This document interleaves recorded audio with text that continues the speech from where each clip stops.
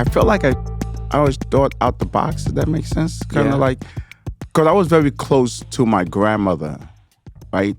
Because my dad used to always tell us like, everybody's equal, right? There's no such thing as gender roles. You learn how to cook, clean, wash. Also you learn how to fix electrical appliances. You learn how to, if a socket is broken, you learn what to do. Also my dad used to do this thing where, so when the gas come into the house, right, and there's a meter that okay. So my dad figured out how to beat the company.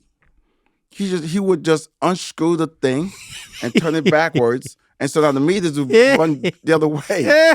But he made sure they didn't go all the way down. I'm like, what, you guys didn't use any gas? You guys use anti-gas? Yeah. You guys use negative gas? Right. So he knew just the amount, and the gas, our gas bill was pretty low. And he knew how to, also with the electric and the cheap, and so there's different fuses. He'll get the ones with certain amount of resistance, and No wonder the white people didn't want the black people doing these kind of Look at what they're doing with their engineering knowledge.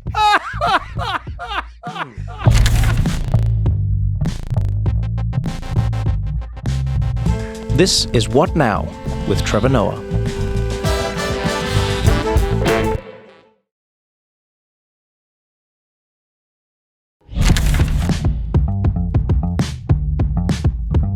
The difference is... But I'm saying, did you see what you did there? Yeah.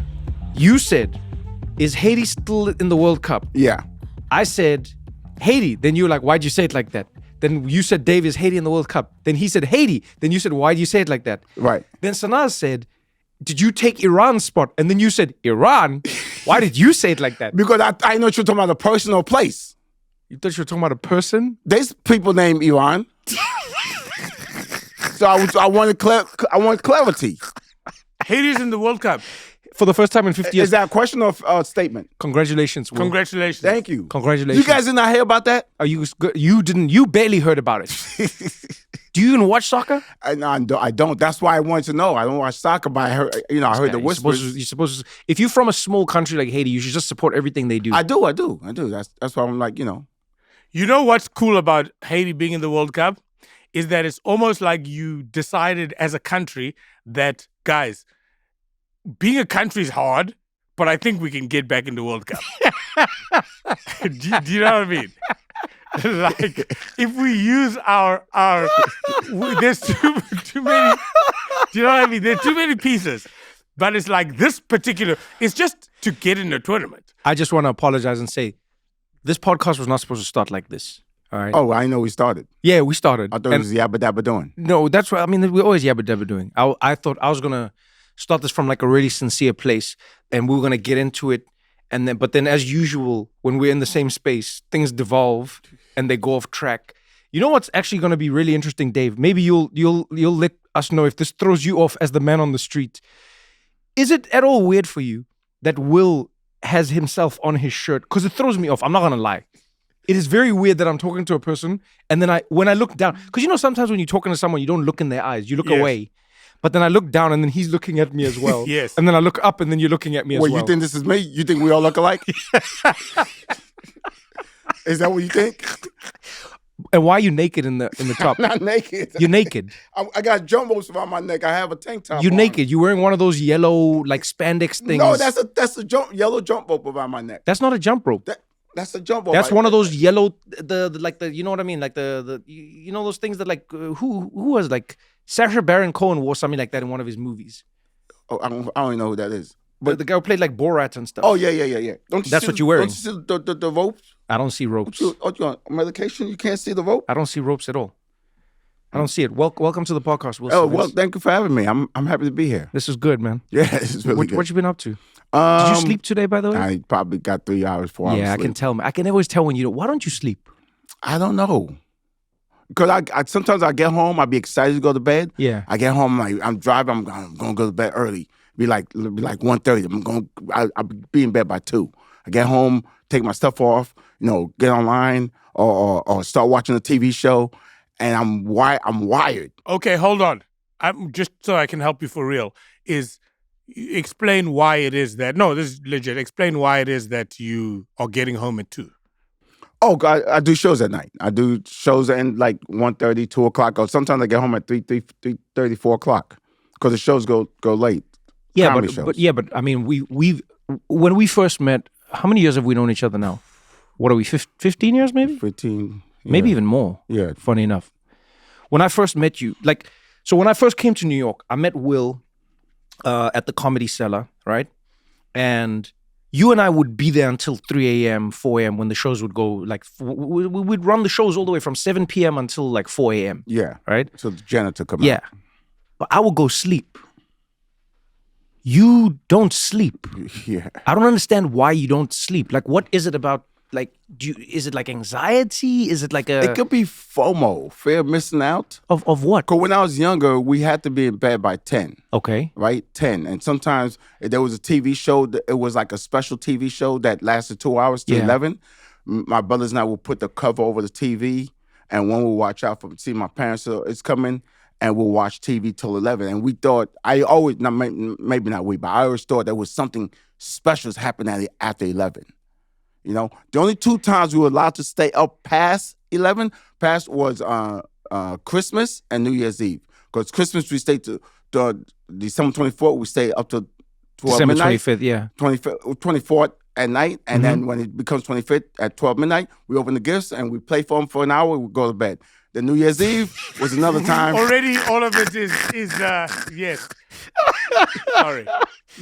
I know that you're telling a story that is normal to you because it's your life, but it's not that normal to other people. But I didn't know that though. As a kid, I didn't know that. I didn't know what's going on. I used to look at I remember one year at New Year's Eve, I was just looking out the window. I'm like, what's going on out there? Yeah, but what I want to know is, sorry, the thing that got me was you saying we played with the toys for an hour. Oh yeah. We got tired. We're not used to staying up that late. And we just say, Mama, okay, go to bed. I want to play some more. Go to bed. Was this like was this a typical Haitian parent thing, or was it just like your parents who were doing this? Did you grow up in like a big Haitian community? Was there? No. It wasn't like a big Haitian immigrant community that came together. We was the only Haitian family in that neighborhood. Where did you grow up? In East New York, Brooklyn. Yeah. And 3-4 blocks away was my cousins, but we never, it was hard for us to connect like that because, I felt like the world was anti-Haiti. Yeah, but I mean, because most immigrant groups in the world will sort of track the first person, you know what I mean? One person goes, they tell their brothers and sisters, hey, right. I came here, the next group comes, and then everyone starts to settle in the same place. Was that not like Excuse me, can I ask a question? Sorry. Always. Back to... okay, as you know, in Star Wars, is it Star Wars? Well, you're the one who just asked it and then asked us a question. Sorry, we don't have enough information where they have that thing, as the movie starts, there's like a... Oh, the scroll. There's a scroll. The crawl, I think it's called. Yeah. Oh, the credits? Yeah. No. Right at the beginning. The beginning is not the credits. I think it's called a crawl, I think. Oh, the Star Wars crawl. Yeah, where it comes from. The Empire has built out its forces. Yes, the Rebel Alliance is growing stronger. But yeah. Does this podcast have that? I feel like you're tricking us into... No, I'm asking a real question. No, it does not. Okay, the reason why is because you guys are talking as if that thing was going to be put in. Do you see what I mean? Haiti, for us in the street, Haiti is not like just an easy country to deal with, you know what I mean? And not to deal with, but to it's not like saying my parents are from France and we need some. Why did you bring France into it? You see what the French have done to Haiti? Because Haitians speak French. Yeah, but you see what? You see what he did there. That was what they call a microaggression, I believe. Yeah. That's a trigger for us. That was a trigger. It was a trigger. I know it's a trigger. Do you know why I knew you would say something like that? Because now you're taking me off. Now you're gonna say I went off. But while we're here, this is what I'm trying to say. You guys have jumped into the conversation, and you're very loving people. You've jumped into the conversation, but we don't know where you are. Okay, do you want me to do a crawl? Yes, almost. But before they're hard though. Sorry, they're hard. Like I'll try. Not completely, but just give us a bit of a setup, a little bit of your relationship with him, just so that we're like, oh, okay, This is this He guy. did. He said we knew each other for X amount of years, and Yes, doing what? Doing shows at midnight. What's happening? Do you know what I mean? yeah, we was doing shows at the Comedy Cellar. I'm trying to think, how do you even do a crawl? Just a little bit. Someone not walked up completely. to you at a party.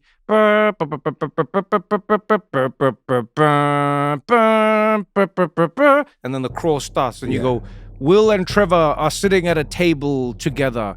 They reminisce on how they were friends 16 years ago, From doing meeting in a comedy club. They They're performed both comedy shows at comedians. the Comedy Cellar in New York City. Yes, great. From 7 p.m. until 3 to 4 a.m. Wil Sylvince was the kindest comedian Trevor met, and over the years they got to know each other. Wil Sylvince, from a Haitian family. Haiti, a small but powerful nation that resisted the French occupation and was one of the first colonies to free itself from Okay, enslavement. then now you're going a bit far. Whoa, Okay. you can't tell me how... No. Now we know, okay, cool. You guys are comedians, great buddies. Have you ever watched a movie with this guy? He's the worst. Oh, you be talking during the movie? He does this during the movie You as talk well. during the movies? He does this exact same thing during the movie. Please. George Okay. Lucas put the crawl because of him. Now that we know, okay, you guys are great buddies. You knew each other from comedy. Now you can go and you have a sleep problem. Now But do you think it's a sleep problem? we can go into it. Cool. I never thought it was a sleep problem. You know what? I never went to the doctor for any specific reason. Yeah. When I got older, when I found out, like, my white friends have a specific doctor, not just a doctor that tells you everything about your body, but the eye doctor, the lip doctor, the skin doctor. I'm like, there's a doctor for that? Like, I didn't know that was a thing. Like, a therapist. I thought therapy was just for, in the black community, we just thought therapy was for crazy people. Yeah, I'm not sure right. that's the right thing. No, you're right, but it's true. That's for crazy people. When we were growing up, they'd say that like in Zulu or something, they'd just be like, you're just crazy. Yeah. There was no ADHD. There was no, do you know what I mean? Anything. Yeah. Oh, autism, this, that. No, you're crazy or you're not crazy. Yes, So yeah, yes. it's a similar thing in like South African, and I would argue most African culture as well. Yeah, and you don't go to the doctor. You just figure things out. You just figure it You're out. sick or you're not sick. Yeah. But I'm saying if you were sick, you figure out how to not to be sick on your own. Yeah. That makes sense? Or you go to like a doctor because you're like dying sick. That's different. That's Like you wouldn't now go you need a doctor. You wouldn't go to a doctor because you can't sleep. Yeah. Yes, Or that I agree with. Because you're thinking about other women when you're married. There's a doctor for that, right? Therapist. Therapist, like a couples therapist. Right, which is crazy. Now, why don't you just talk to your wife? Because it's awkward to say to your wife that you're thinking about other women. That's why the therapist exists. So it's not awkward when you, your wife, and a person you don't know, you talking to that person. Almost like how people talk to dogs. They share a stranger with a dog, like, "Hey, buddy, how you doing?" They talking to a dog, like, "Is he treating you good? Is he feeding you right?" You ever see that happen? You know what I've noticed? What? People in most parts of the Western world, like so in the United States, in England, and all these people don't really like to talk to a stranger. But I've learned the trick is especially like white people, they can get very uncomfortable if you just try to talk to them. But if you talk to their dog, they'll answer all your questions. Yes. So I do that thing, but to the dog. So I'll be like, "Hey, how you doing today?" And then they'll answer, "Oh, doing good." Yeah. And I'll be like, "Oh, do you guys live around here?" And then they'll be like, "Yeah, we live around there." I'm like, "Oh, what's your plan for today?" And they'll answer on behalf of the dog. And then it's the same principle. That's what With a therapy therapist. is. Basically, you use the therapist as a conduit. A dog. Yeah, so that you don't say to your partner, "This is my problem with you." Mm-hmm. You say to the therapist, "This is my problem with my partner." Right. Okay, And one then the question. therapist While can pass it on. they sitting right next to you. Yeah. But you become like a conduit. Right. You know what I mean? So Yeah. you can do the same thing for like sleep. Wait, what? I'm saying you should go talk to somebody about your sleep. Oh, I see what you're saying. Because you don't sleep. Here's Right. a question about sleep, a real one. Are you tired? I'm tired on the way home. No, Will's always tired. No, I'm saying in life, like in the day. Are He's you tired? tired. I think something about my house energized me. Because when I get home, I'm like, I should paint the house. Yeah, but Wil, you are always... I know few human beings who will sleep anywhere the way you do. I've been on the road with you. We've been to different countries together. We've been to different cities. We've driven to different states. We've driven to different... You name it. We've been on drives, trains, planes, everything. Yeah. Without fail. If we stop moving, you sleep. Yes. Without fail. I'm You knocked sleep out. before the plane takes off. Yep. You sleep when the plane lands. You sleep in the flight.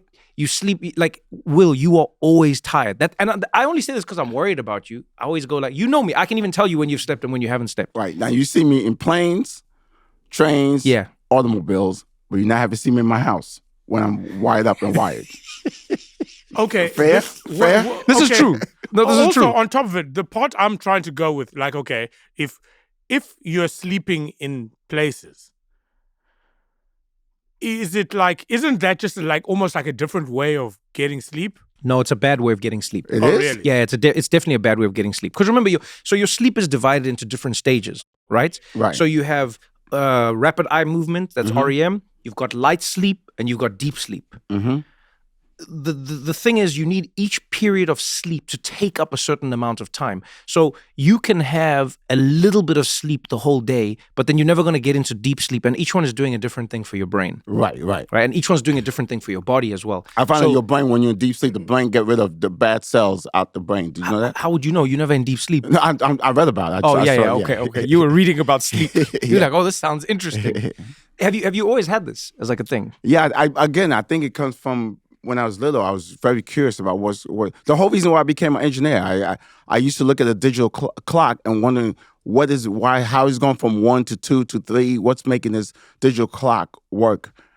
And I got into electromechanical engineering. You know, the first time you told me that you used to be an engineer, I thought you were just saying this as like a comedy bit. Because I'm black? No. No, that would be the most logical conclusion. Yeah. Any like immigrant, doctor, lawyer, engineer.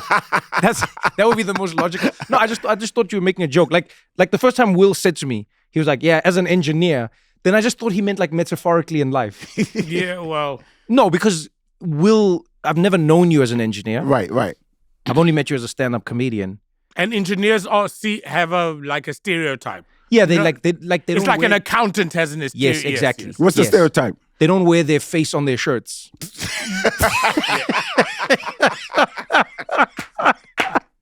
That's generally how engineers roll. Good point. But tell me a little bit about like young Wil Sylvince, because you see like that story about you and your brothers. I feel like you grew up in the strangest world, and it's made you the comedian and the person that I know you as today. Because every time we hang out, you tell like a new story about growing up, and I'm always like, what world did you grow up in? You know, like how? So wait, let's go back to the beginning. So your parents were born in Haiti. Born in Haiti. Yeah. Yep. They moved to America because of Papa Doc. You know Papa Doc? No, I don't know Papa Doc. Francois Duvalier. He was the president of Haiti in the early 60s, Okay. 1960s. And he promised a lot of changes and stuff. And then he actually became very bad. And within a month, he started killing Haitians that disagreed with him immediately. I wonder how quick do dictators do that? It depends on the situation. Like when they promise to do good for the country, they get elected. Then how quick do they start? Like It literally depends on the situation. Some take years. Some it'll be like within a few months. I think maybe, I'm not a historian, but I think maybe it has to, like Dave reads a ton of history books because like he just doesn't have friends. But like That is an incorrect reason. which part? He said that so many things. no. But I think I genuinely think it just depends on the I think it depends on the structures within the country. Mm-hmm. Maybe I'm wrong. I could be completely wrong. But I think depending on how entrenched certain like systems are in a country, that's how quickly you can turn into like a murderous dictator. Mm. You Or know what I mean? maybe that was your plan all along, and then when you got in power, you decide because dictators don't start out like, "Hey, if you disagree with me, I'm gonna kill you." Never. They never start out like that, never, right? never, They start never. out like, "Hey, everybody's we're gonna help everybody Yeah. out." Yeah, I would argue most dictators have the best messaging. Mm, Like I don't think there's a single dictator whose speeches you can see before they were a dictator right. where you'll disagree with it. They say we need to feed the people, we need to make our land what it was, we need to reinstate pride. You know what I mean? Right. One of the campaigns Francois Duvalier was running on was he's gonna equalize blacks, the dark skinned blacks. Yeah. Because for so long, whites and light skins was like the top of the shelf. Oh, this was in Haiti. In Haiti, yeah. Damn. And even after Haitians won the war, somehow the colonization still seeped in there. Yeah. And the white was the highest thing to be. And so Francois Duvalier was like, "Yo, we're gonna kill that. The dark skins gonna be the rulers." I'm paraphrasing. Yeah, of course. I figured. and we we're gonna put the whites in their place, or anybody that with that mentality. Yeah. And obviously, there's more dark skins than whites in Haiti at the time. So black people, Haitians, like yes, let's do it. Yeah. And then And then he flipped it, and he became. Yeah, he didn't care about that. The thing that I'm surprised about, actually, it's an interesting question you brought up, is the speed. But it is interesting that it took months. But that's why I'm saying I think it's. Wait, what took months? That he Papa Doc from I'm gonna save you to I'm a dictator. Well, as soon as he got elected, I think within a month, he got elected like August, something that year. Yeah. And September, he started executing people. That's quick. That is really quick. Yeah, September, yeah. So then I sometimes flee? think it's a shame that I'm going to try and phrase this as delicately and eloquently as I possibly can. You should give it to us raw and then rephrase it. Oh, okay, cool. Okay, I'll do it that way. I sometimes wish that like dictators and evil people, I wish we could use them for good because they're very efficient. Yeah. Do you know what I mean? Yeah. Like Papa Doc comes into power and just starts killing people. He doesn't go like, man, I want to kill people, but it's so hard, and there's so many things I got to get right. And I think of like apartheid in South Africa. When you look at what the apartheid government did in the country, it's pretty amazing. Like how they were able to build systems. That they invented new ways to create fuel because they were sanctioned by the world, so they couldn't get fuel from other countries like most countries can. You know what I'm looking forward. You know what I'm looking forward to is the non-raw version of this. But continue. No. But you get what I'm saying? Who's the they? The white apartheid government. White, okay. Yeah. So there were sanctions. Like, there were sanctions change your on ways. South Africa. Others won't do business with you. Yeah. So they figure out. Well, we'll figure out how to. Yeah, they were like, it's fine. We'll keep the racism going. Mm-hmm. And we'll just figure out our own thing. And they developed new ways. One of the most like impressive was they found a way to make fuel from coal. So what's that phrase? Pressure creates something. Creates you to be like when you're up against the wall. Is it pressure or is it necessity is the mother of invention? I don't know. I've never heard a pressure one. Is there a pressure one? When you it's almost like a pressure cooker, and if it figures out how to cook. I don't know that one. I think you just thought of like coal and diamonds. Oh no! It is a phrase like. Oh yeah. That I know of, but I can't think of like a on the pressure diamond. So you guys made diamonds. Racist diamonds. They made very, very good racist diamonds. Yeah, out of lemons. So what I'm saying, lemonade. Yes, if life gives you lemons, say something racist and make lemonade. No, so what I mean in like in the non-raw version is this. I wish we could harness the determination that evil people have in the world to do good things, because they never seem to be blocked by the things that like quote unquote good people are blocked by. That's the same thing with naughty children, so to speak. If you legitimate when you like if you use all the energy you're using on the bad thing to the naughty child on a good thing, it would, the parents say that all the time. I hear you, but that's different because like being naughty is actually easier than being good. It is? Yeah, it's way easier. So when I was a kid, if they go do your homework versus go play outside in the mud, playing outside in the mud is easy. Okay. I thought there's other naughty things that's easy. Like don't put your hand in the fire, don't put the fork into the electric outlet. These are dangers. These are not this is the difference between naughty and dangerous.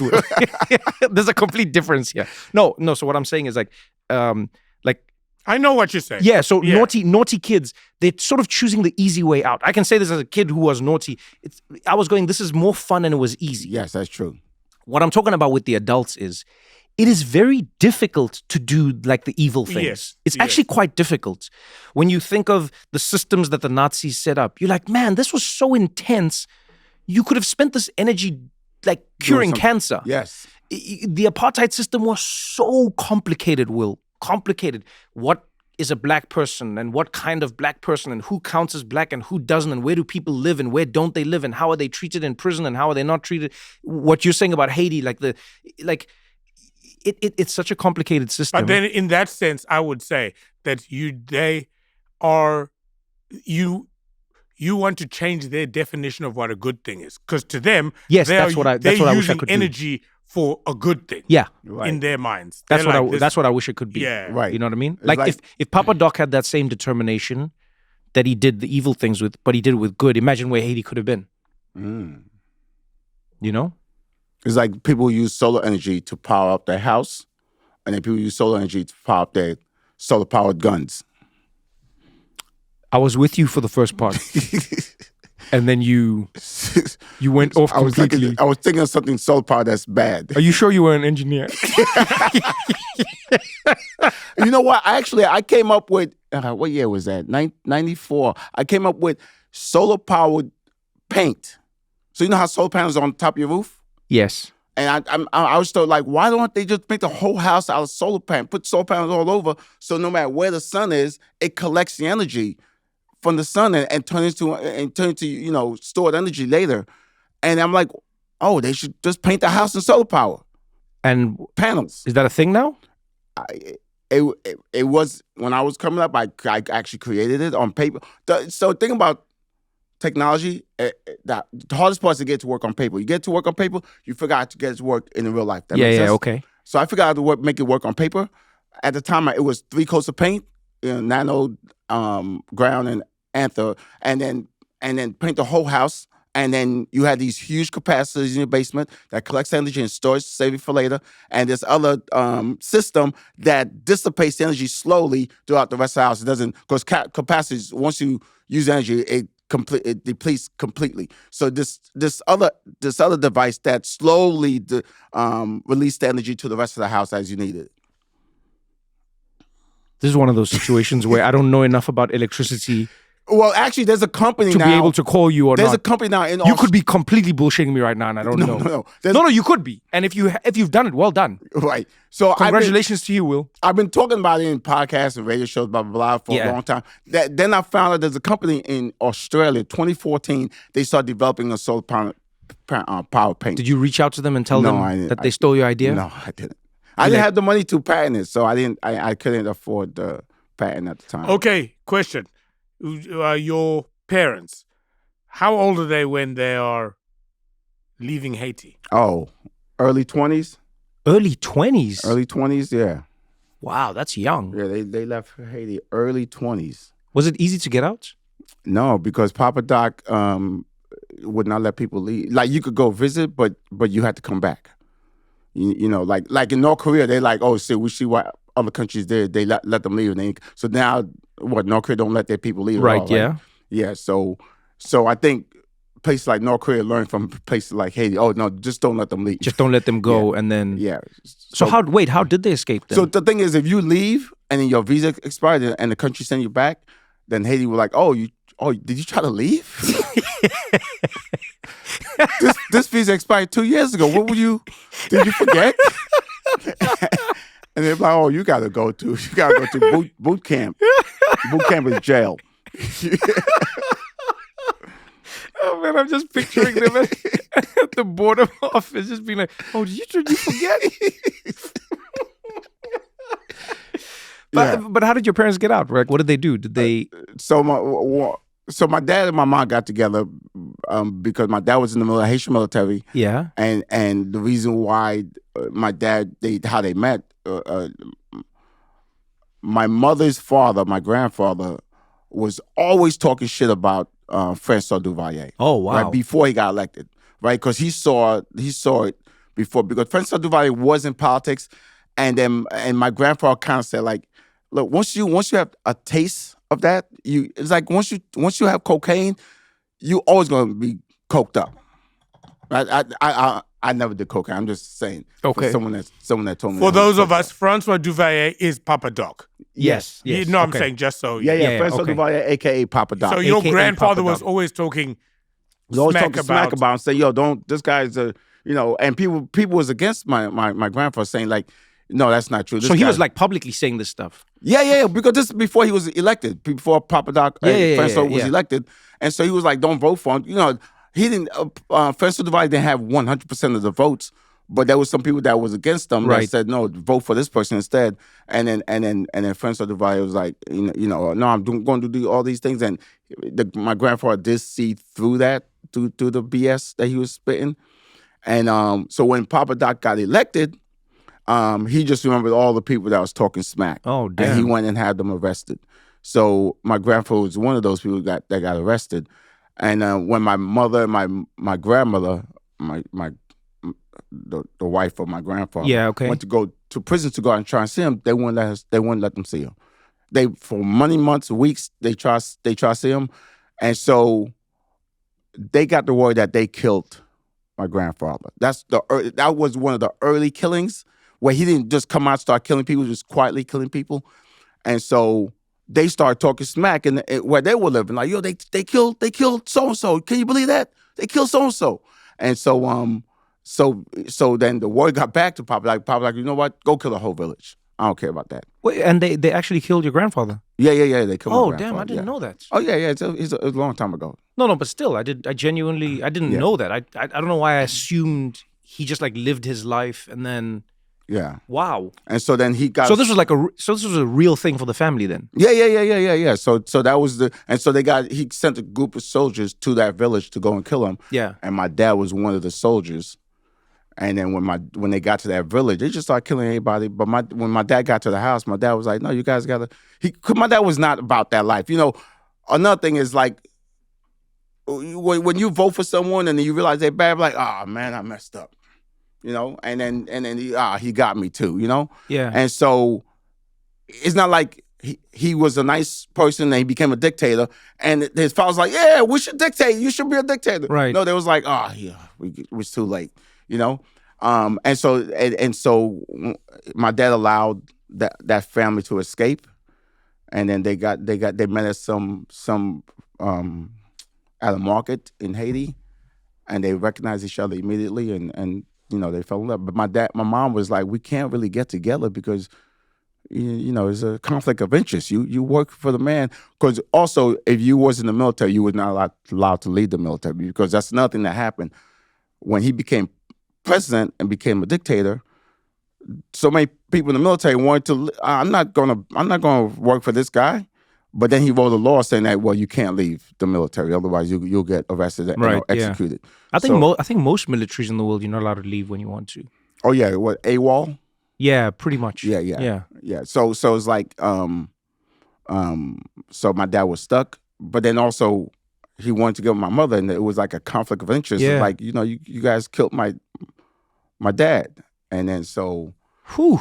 And at the time, my dad had 5 houses in Haiti. He was planning on opening a mechanic shop where he's going to fix cars and stuff. He was a mechanical engineer, And in fact, my dad was so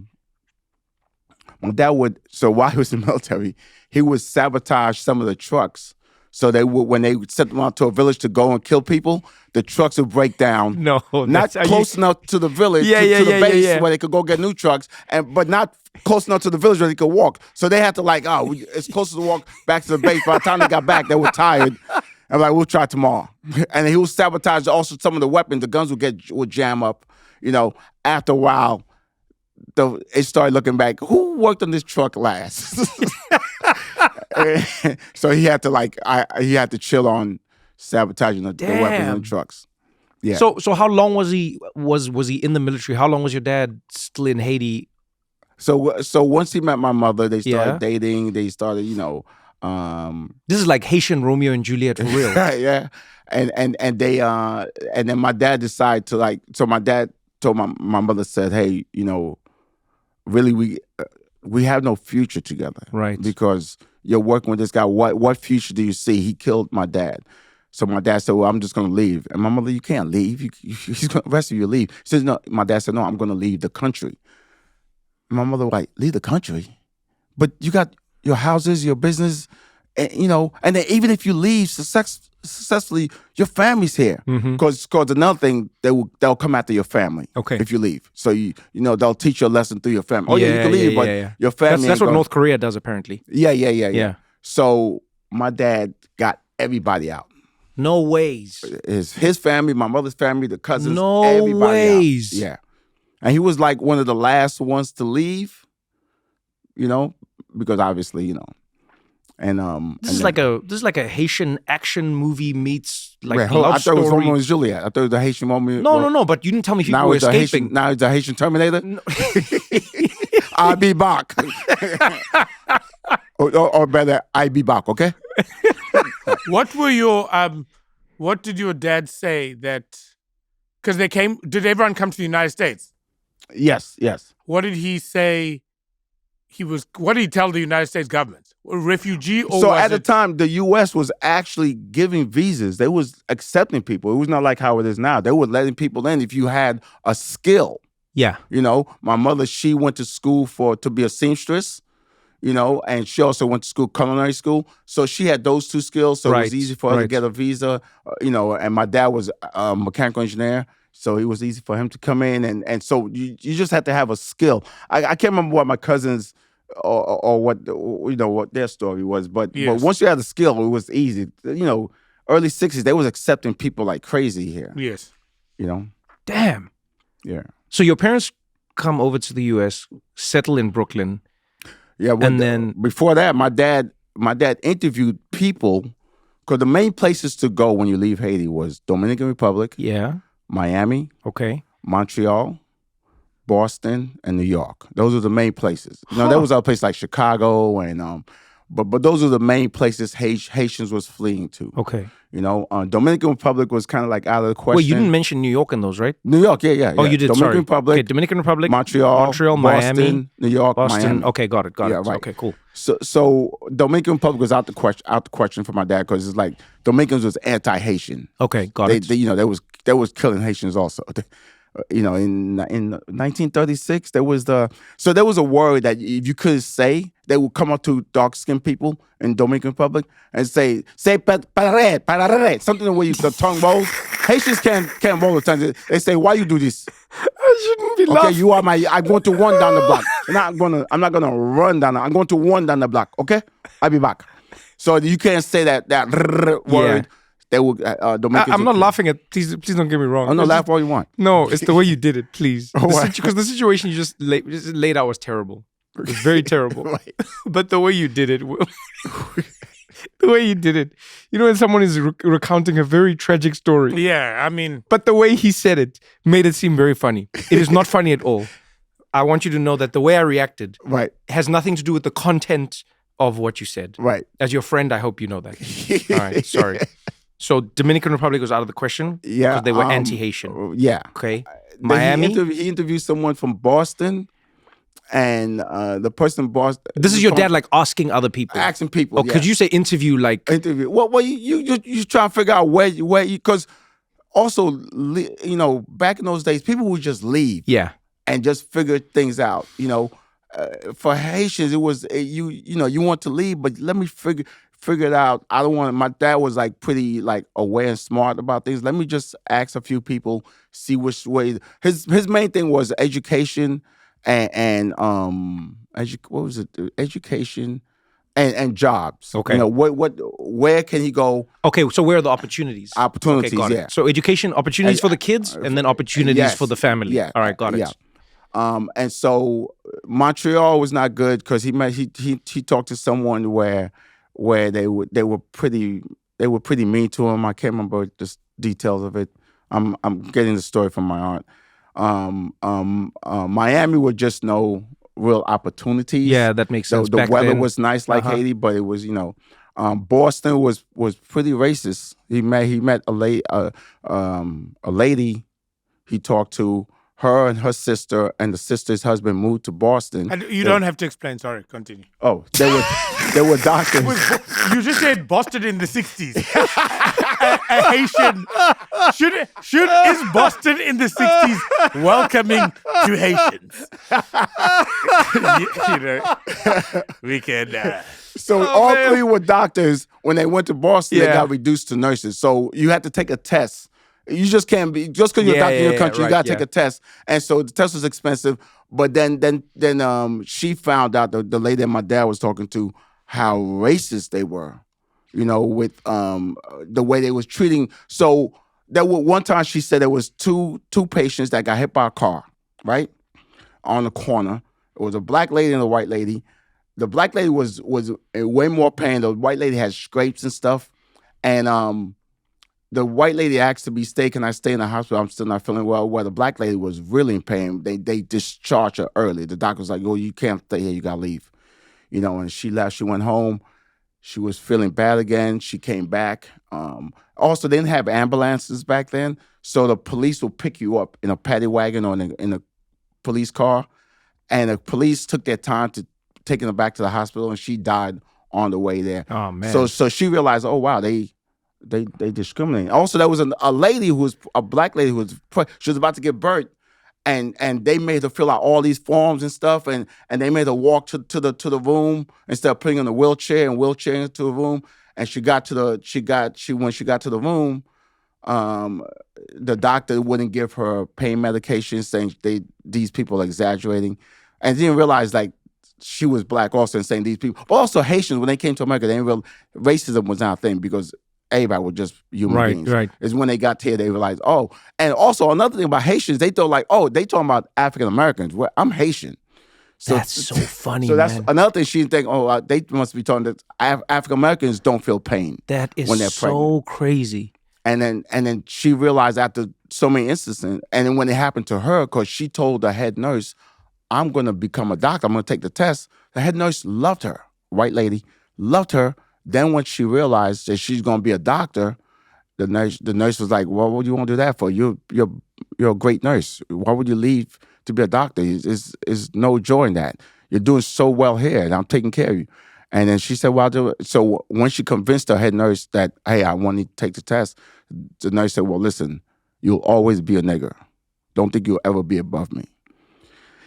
She didn't know what the word N-word meant. Like, all right, I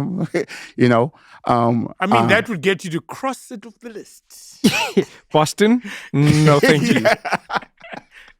So you know what's wild? As you're saying these things, the two thoughts that come to my mind. One is how similar the stories of racism are around the world. Like I don't know what it was like for your dad and stuff. I don't know when he came to South Africa, but I think of my mom when my mom was trying to be qualified.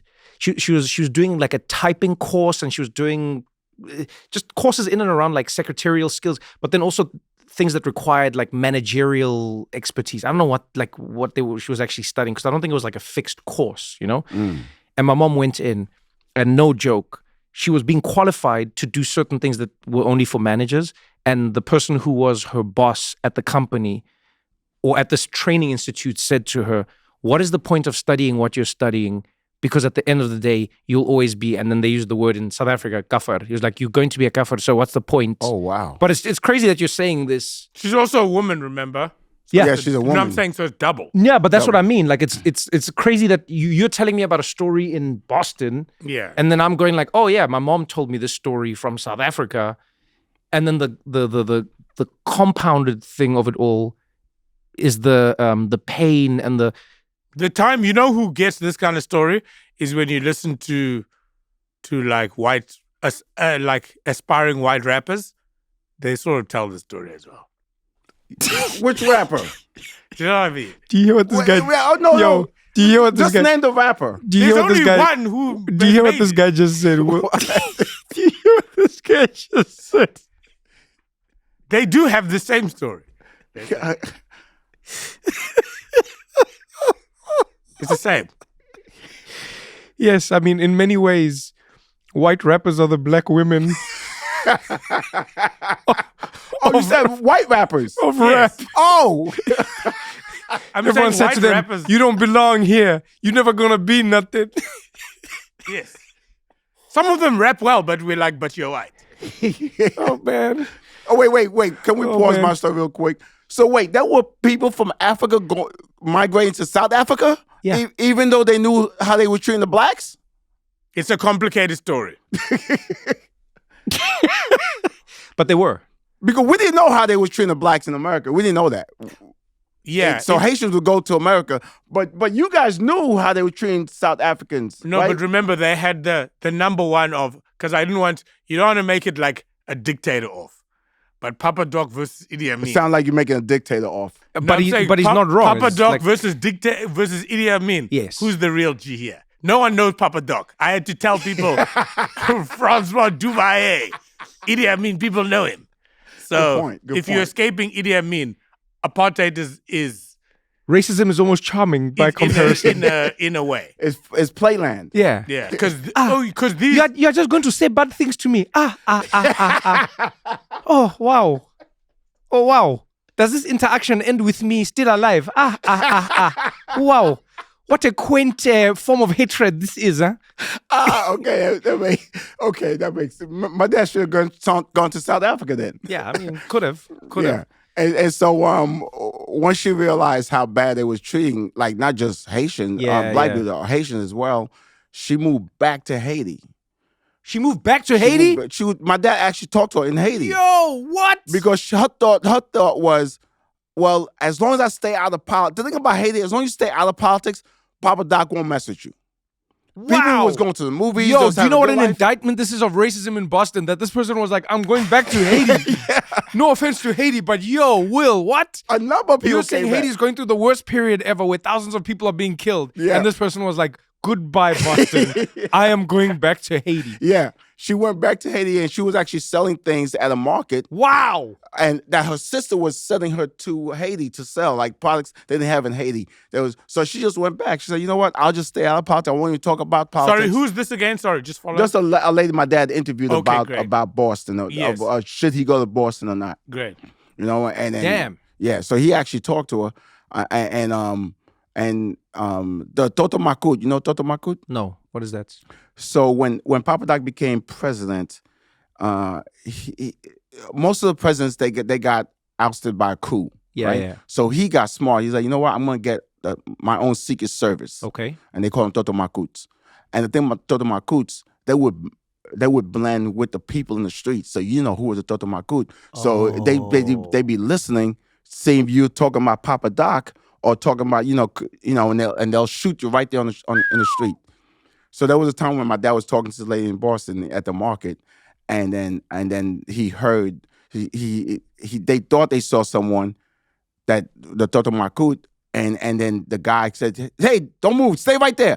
And so he's talking to this lady like, "Oh shit," and then he went past my dad to someone else, and they got him on the floor and say, "Hey, what do you think you're doing? What do you think you're doing?" Huh? And then it wasn't my dad. So they learned not to talk in the streets anymore like that. This is a crazy time. I mean, I'm picturing your dad. I'm picturing your mom planning to leave Toto Makuts. Toto Makuts, which again, it's really wild how every single authoritarian regime around the world has the same playbook. Yes. People in the community who listen to you, spies, spying, like family spying on North Korea, family. they did the same thing. Same in Russia, same in, you know what I mean? Any place that's been like an authoritarian regime, the same rules apply. The government finds ways to get the people to spy on each other on behalf of the government so that you don't trust each other. And if you don't trust each other, then the only thing that has absolute power is the government. Same way with America, house Negroes and field Negroes. Say more? So if you're a slave owner in America, right? Yeah. You got your wife, your maybe 2 kids and a dog, but you have 80 slaves. How you get protection from 80 slaves from storming your house? What you do is you divide them. You reward. Divide and conquer. You reward the ones that tell you, hey, they planning on coming to the house tonight or leaving the field, and so that good. You get to sleep in the house. Oh, thank you, ma. I get to sleep in the house. You know. Yeah. And so the same thing. So that was their Toto Makuts, the house Negroes. Damn. Dave, can you say the other N word for me, please? The which word? House Negroes is Oh no, I was just thinking. Well, I mean, You're thinking it? no. The way I was thinking that I would have been a. Oh yeah, what would you have been? A house Negro? Or Yeah, I would Negro? have probably been house. A house You, Negro? no, you wouldn't. He says that. No. The thing, you know why? Why? Is just at that, and I'm being genuine now. Like, I don't know if you could have convinced me to forego, like, comfort. I don't think this is true. I don't think you know yourself well enough. I think pressure You makes diamonds. are too. You know what? No, this guy. Did you just remember the quote now? This guy just remembers the quotes like deep in the conversation. I think pressure makes diamonds. You've been waiting to say that. Now that it came back into your... No. So he says that, but here's why I disagree with you. I don't know anybody who is more charitable than you are. I don't know anybody who's more helpful than you are. I don't know anybody who is like friends with more homeless people than you are. And look, I don't know everybody, but what I'm saying is you say that about yourself. But I'm having a comfort time. Yeah, I hear you, but I think you are more like revolutionary than you, Okay, than you maybe paint it would yourself be out this. to be. Maybe it would be this. I'm not even saying that to gas you up. I don't think you'd be that guy. Okay. I think you would be there helping formulate escape plans with people. But okay. Maybe, because we don't know. But I'll say this, is when I was offered it, I'll say that, when you were offered to be a what? house Negro? When Yeah. was this? Well, what are you talking about? when they make How me, old are you? What is happening here? I'm saying, because when they come to me and they say, can you spy on the rest? Okay, got it.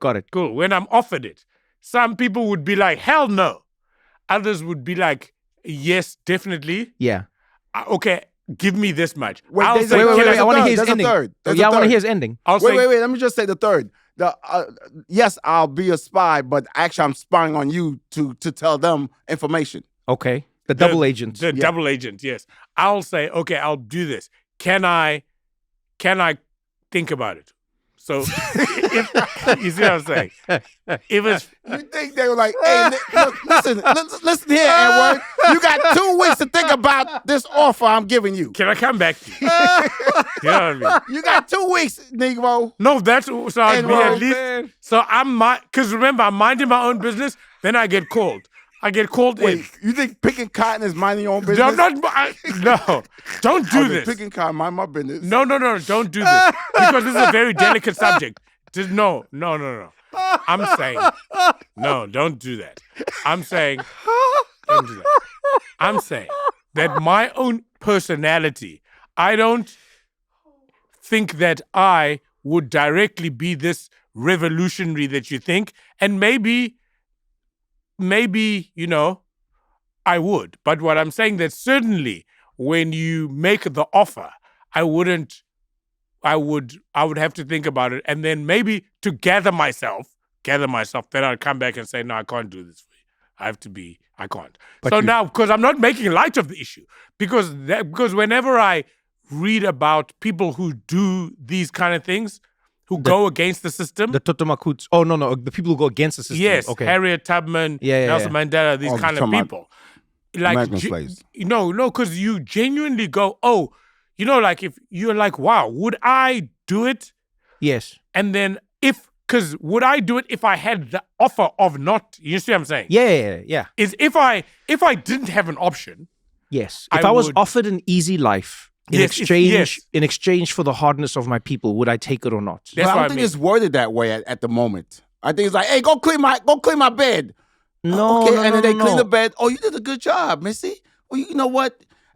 Or maybe a slave saw another slave. Well, you ain't supposed to be leaving. I'm gonna tell master. And he went and told master. I'm like, oh, thank you for telling me, Rufus. You know what? You get to sleep in the house.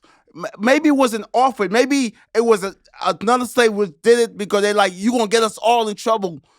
I think all of those things are probably true. I think all of those things are probably true at the same time.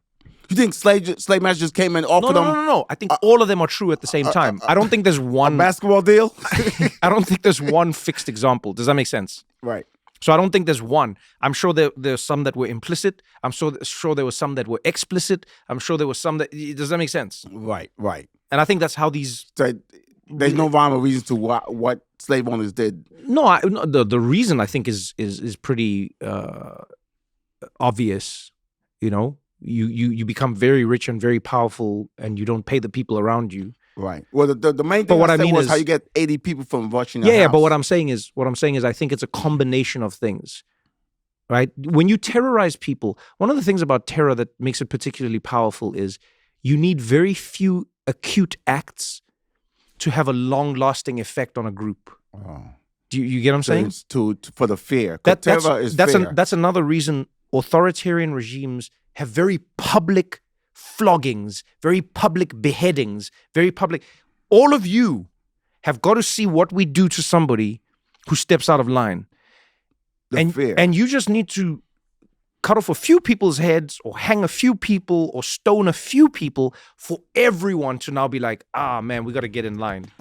You get what I'm saying? When my parents used to whoop one of my brothers who didn't do their homework, and he'd be like, oh, I better do my homework. I mean, that's one way to think of it, yes. That is. We're going to continue this conversation right after this short break.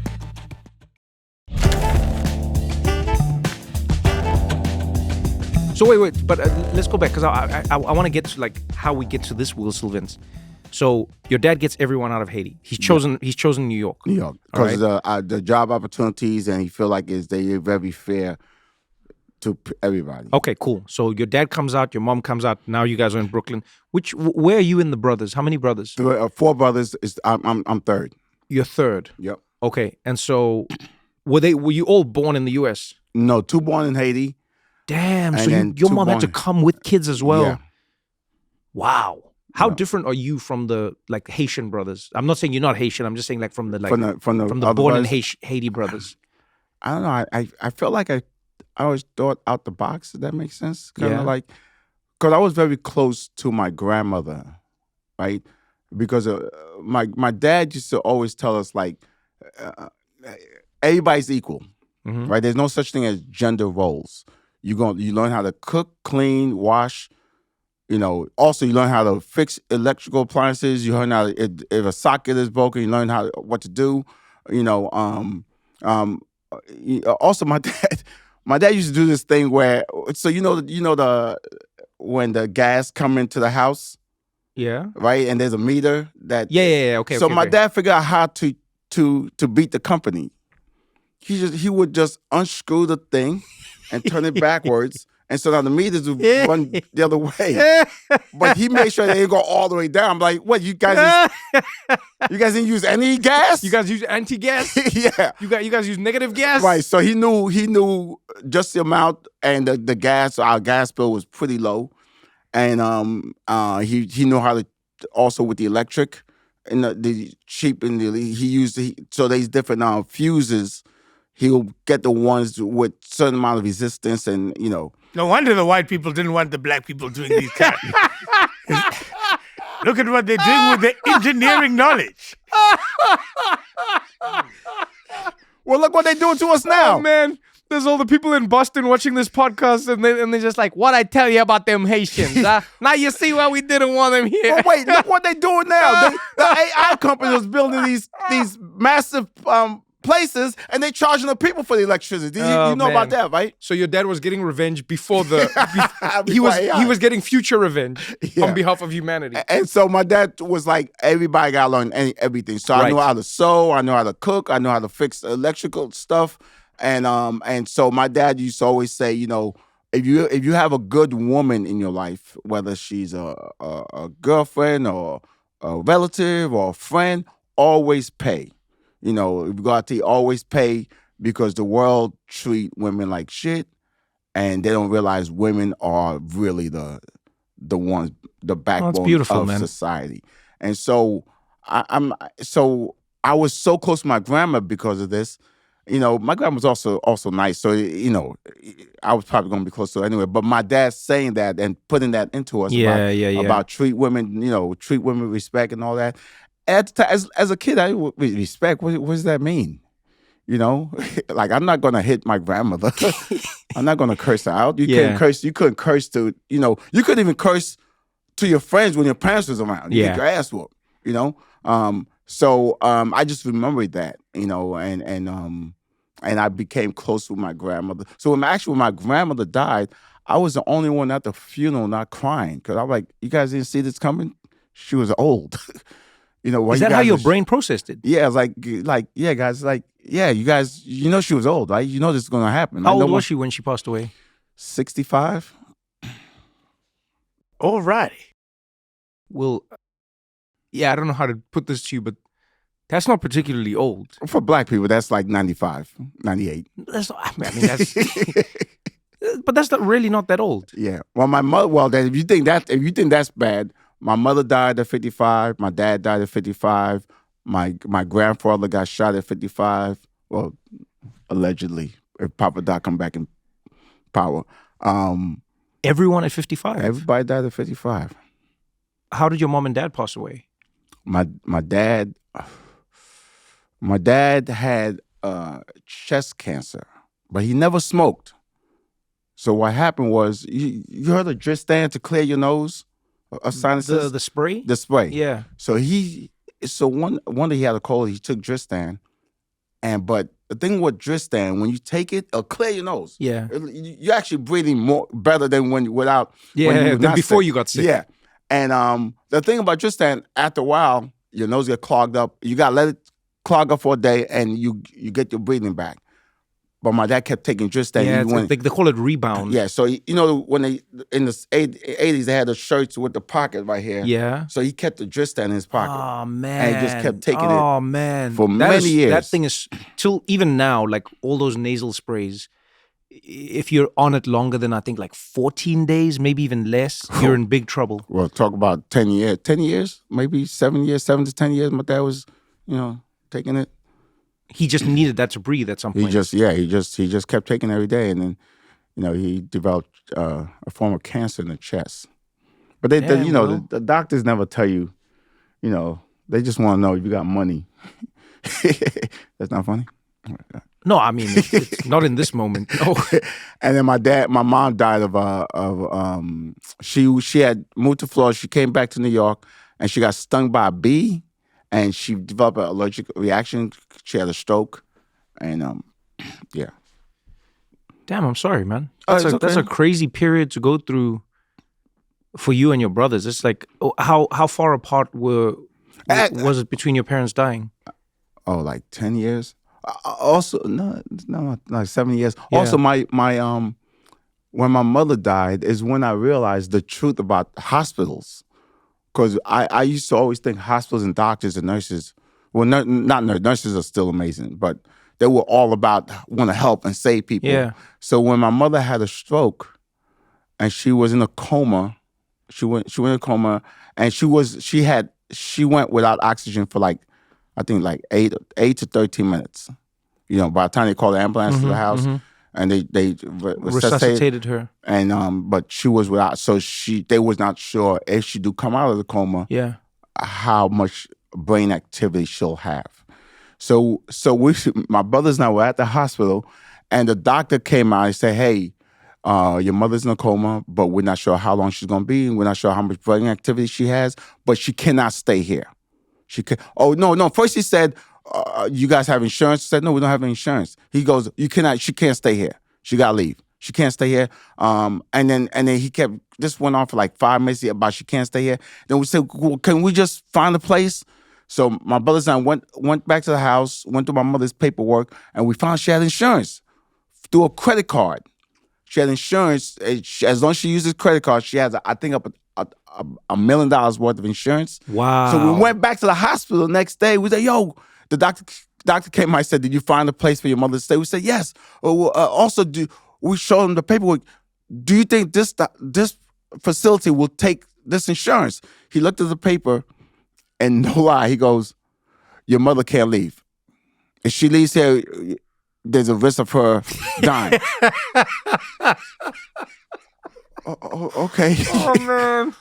like we knew it was happening, but at the same time, like, what if it's real? Right? Because the first thing he said, did you find a place for your mother? Yeah. Look at the paper. She can't leave. Okay. So she stayed at the hospital till like 8 months, and the doctor was like, the money was running out. Your mother can't stay here no longer. Wow. That's not funny? Man. No, I mean, it's insane. Too soon? So then we found a place for her to stay. We moved her to this facility. this home, and then me and my brothers had to talk. Like, man, if this happened to me, dude, pull the plug. Like, there's no brain activity. Like, I don't want to come back. I can't say hello. I can't. I barely could blink. Like, dude, pull the plug. Let me leave. So once we all decided that, we just said, yo. So we unplugged her. I think she passed away like later that day or a day later. Damn, Wil. Yeah. No wonder you can't sleep. This stuff you're telling us. I mean, that's not funny. I thought it was funny as hell. no, I mean it's very funny. I'm still, I don't know. Yeah. Yeah, I don't know. I'm trying to put myself in your shoes in some of those moments and process it. I can't imagine what a lot of that is like. So after that experience with the hospital, I'm like, doctors are full of shit. Hospitals are full of shit. It's just all about money. It's all about business. But then I met some amazing nurses. Nurses really want to help. I'm not saying all doctors are like that, but that doctor, he, you know what I'm saying, he wasn't about yeah, that. the thing that's tough from everything I've read, let's say specifically in American healthcare, it's funny because it depends on the country you live in. In South Africa, when my mom was shot and we were in the hospital, they said a similar thing to me. They said, does she have insurance? And I was like, I don't think she has insurance.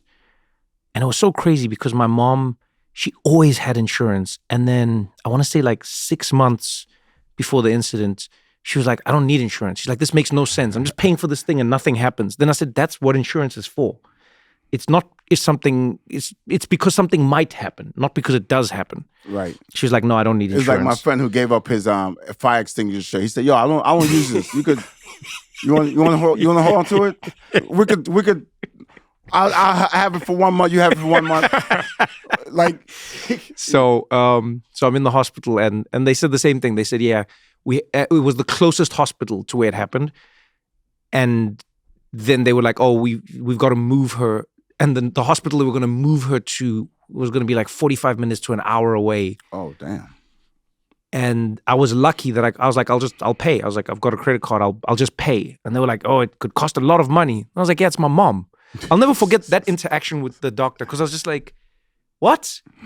The way, you know what I mean? The way he said it to me was very he's like, oh, it could cost a lot of money. It's like a leather jacket. You know how much a leather jacket costs? Yeah. I was like, yo, bro, it's my mom. Yeah. And he's like, okay. And he was still like, oh, I mean, all right. If your mother was white, would he have say that? Yeah, I'll be honest with you. That's the one thing that I find has now united people across color lines. And that is that like the medical industry in many places in the world has become one that has allowed itself to become so controlled by money they don't care about that it doesn't necessarily allow them to care about health first, right? And in America, it's interesting, right? So in America, how it works, not everywhere, but in a lot of America, is there are companies that have bought out doctors' practices, so the doctors don't even sort of work for themselves anymore. Wow. And then there are also companies that own hospital groups. Right. So the hospitals also are part of a company, right? Right. And then they need to make money. And then the doctors that are in as part of this thing, so they feed into the hospital. Their money is also going somewhere else. So the doctor's working a lot, but they're not necessarily earning the money of working a lot, right? And then the hospital is in cahoots with certain providers for certain procedures or certain medicines. And it just becomes this weird world where everyone seems like they're being held hostage by somebody else, but they're also the hostage takers. I don't know if I can explain this. It's like a weird rabbit hole where like the hospitals themselves will be like, we're barely making a profit. And the doctors will say, we barely make any money and we work countless hours. And then the people who are in the hospitals are like, we don't have any money and we're treated like shit, or we spend all our money. Who's making the money? And it's generally these big organizations that are that they've designed systems that put an undue pressure on the medical industry. And unfortunately, the stories are a lot like what you're saying. So who's there? Got to be somebody up top, right? It's treated like a company, right? There's a CEO. But it's generally the big companies. Like there's a few. I don't know them by name, so I won't like say the wrong one and then Right. get into trouble or whatever. But I know there's big. So it's one like a company. But there are actual big companies that own these groups, and they're trying to consolidate more and more, and that's what's leading to the systems being worse and worse and worse and worse. But then there's also weird things in American medicine, like when it comes to prescription medications, for instance, you have these things called pharmacy benefit managers. I think it is. I think it's pharmacy. Yeah, but basically what they do is they're like the middleman between you and your prescription, but they can also like decide a price that your insurer pays, which also determines the price that you pay, which also determines the price of the medicine, and it determines the price of what the medicine maker is getting. It is as convoluted as I'm saying it right now. You know what I mean? It's not like if it's in demand, like when you try to buy a ticket to a concert, right? You realize that they'll jack the price. Oh up, yeah, it's very similar to that. It's very similar to that.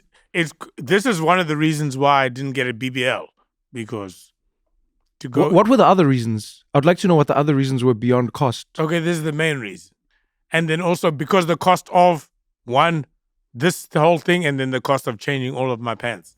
Wait, BBL is big butt lactose? What's BBL again? I think it's a Brazilian butt lift. Oh, Brazilian butt lift. Okay. Yeah. Yes. That's what it is. But I like that. Your guess was pretty. It was fantastic. Big butt lactose. Big butt lactose. Hey, you got that big butt lactose over there, man. So wait, you was gonna get a BBL for real? No. Oh. I'm like, damn, how bad is it was in his country that the girls got... No, you see, Dave's dad told him when he was very young, he said, there are no gender roles in this house. Men can get BBLs and women can get BBLs. And Dave was very close to his grandmother. So Dave was like, I'm going to get a BBL as well. So there was a guy who invented insulin. You know the story about the guy who invented the insulin for diabetic patients? I think I know. Which story? Well, he wanted it to be cheap for everybody. I think $1 or something. Yeah. Some company bought it and he said, hey, you can buy it, but as long as you make it available for everybody and really cheap. Yeah. They say, yeah. And then they actually jacked up the price to like $300, $400, even $1,000. Yeah, it's one of the most frustrating things about healthcare in general is that everyone gets frustrated by it, and really no one needs to be. But then the quote unquote bad guys are very good at obscuring their role in making the system worse. Does that make sense? Yeah. So there's people who buy patents on drugs, for instance, or they buy the companies who own the patents on the drugs, and then they can just jack up the price. So they'll know there's one medicine that treats a specific disease that's very niche. Like they go, this disease, you have to have the medication. It's not an option. And then they'll buy the company that owns the patent, and then they just jack up the price. So what did that guy want to hold on to it? Oh, I have a question for you. Because where... would you? No. It's a real question. I'm just trying to think of how to phrase it correctly. When did you start to think? Sorry, it's a bit of a. When did you start to think that you were a funny person because of the electrical engineering? Actually, that is a good question. Do you know what I mean? When were you like? When I was young, two things out there was amazing: was eating and laughing. I remember laughing my ass off. I'm like, there can't be nothing better than this. Like I was just, and laughing, and then you laugh so much, and then eating good foods. As I got older, it was eating healthier foods was better, and laughing was still in the game. And so I always thought laughing was the best thing in life. But what I mean is because remember, your family has come from quite trying circumstances, like you've sort of in terms of it, we've spent a lot of time telling us not a funny story. So now, was there any humor in your family because of all this kind of stuff was happening? You know yes, what I mean? Even in Haiti, people were still enjoying their lives. People, not having is not your life. It's like you still laugh, you still have a good time, you still go to the movies, you still cook good foods. So being poor was not like, oh, we're poor. No, people don't think like that. They just think like, hey, we do with the best that we have, but we still enjoy our lives. There was a lot of laughter in my house. My dad used to make jokes. As strict as my dad was, he would make jokes. My mother would make jokes. There was laughter, and but at the same time, you gotta do your homework. You gotta go to church. But laughter was a good. We used to always have dinner together. And my dad would say a few jokes. Never hardly say jokes, but we'll laugh and stuff. So I just remember those are good times. But my dad was also solid. Like, does that make sense? Like a hardcore, strict disciplinarian, like a guy. man, like he never really showed emotion. Oh yeah, we know those guys. Yeah. Never showed emotion. Yeah, they're like a very specific generation. Yeah, so my mother would go around the table. How was school today? Any stories happened? How was school? What happened? And then got to my dad. My dad said, "Yeah, I was downtown. Someone came with a gun, put it in my face, asked me for my wallet. I gave it to him, and then he go away." And it was like, and my dad was like, "Anybody else have stories?" It was like. And then by the way, he pistol whipped my dad. He hit him in the face with the gun. But he's telling this story like it's like, oh yeah, I went to the park and I swung on the swings. That's how he told the story. But you're having a very, I don't want to say, you're having like a very well-grounded family life. Sitting at the table. In the sense of your upbringing. Sitting at the table with the whole family, mother saying each person tell the story, that kind of thing. So this is a very, almost like the family that TV has told us is a family. You had that childhood in a way, or a certain portion of it. Yeah, I guess. Yeah. I mean, eating together was the norm. I didn't even think it was not. I thought all families eating together. No. That's not normal. Or rather, it is not as ubiquitous as it may seem. Not everyone is doing it. Mm. We used to pray together also. Yeah, all these things. Dave's right. This is very wholesome. So wait, were you the funny kid in the family? I was to my brothers. My dad, you get your ass whooped. But I used to do practice. I used to hide and scare them, or I used to switch their plates. Remove the burger and put more lettuce in there when they bite it, and I'll be holding the burger. Hey, you looking for this? What was the first thing you remember seeing that made you think, I want to get into comedy, like specifically comedy? Because I know every comedian has something they saw that made them think. Two people. Yeah. Rodney Dangerfield. Okay. And Joan Rivers. Interesting. Because Rodney Dangerfield was the first one I saw. He talked about himself, and it was okay.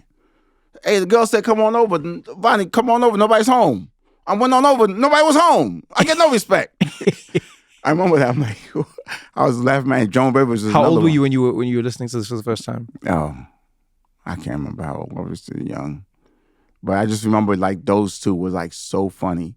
I didn't get into Richard Pryor and Eddie Murphy till later. Yeah. Because we were not allowed to. But those two was on TV. Yeah. So I got to see those two a lot. Eddie Murphy was not really on TV. And also he was on SNL, and that came out on too late. So that was after the 10 p.m. curfew. Yeah, exactly. And Richard Pryor was in the movies and stuff. So I didn't really get into those two till later on and stuff. How did you start stand-up? I ran into a comedian named Dougie Doug up in Harlem.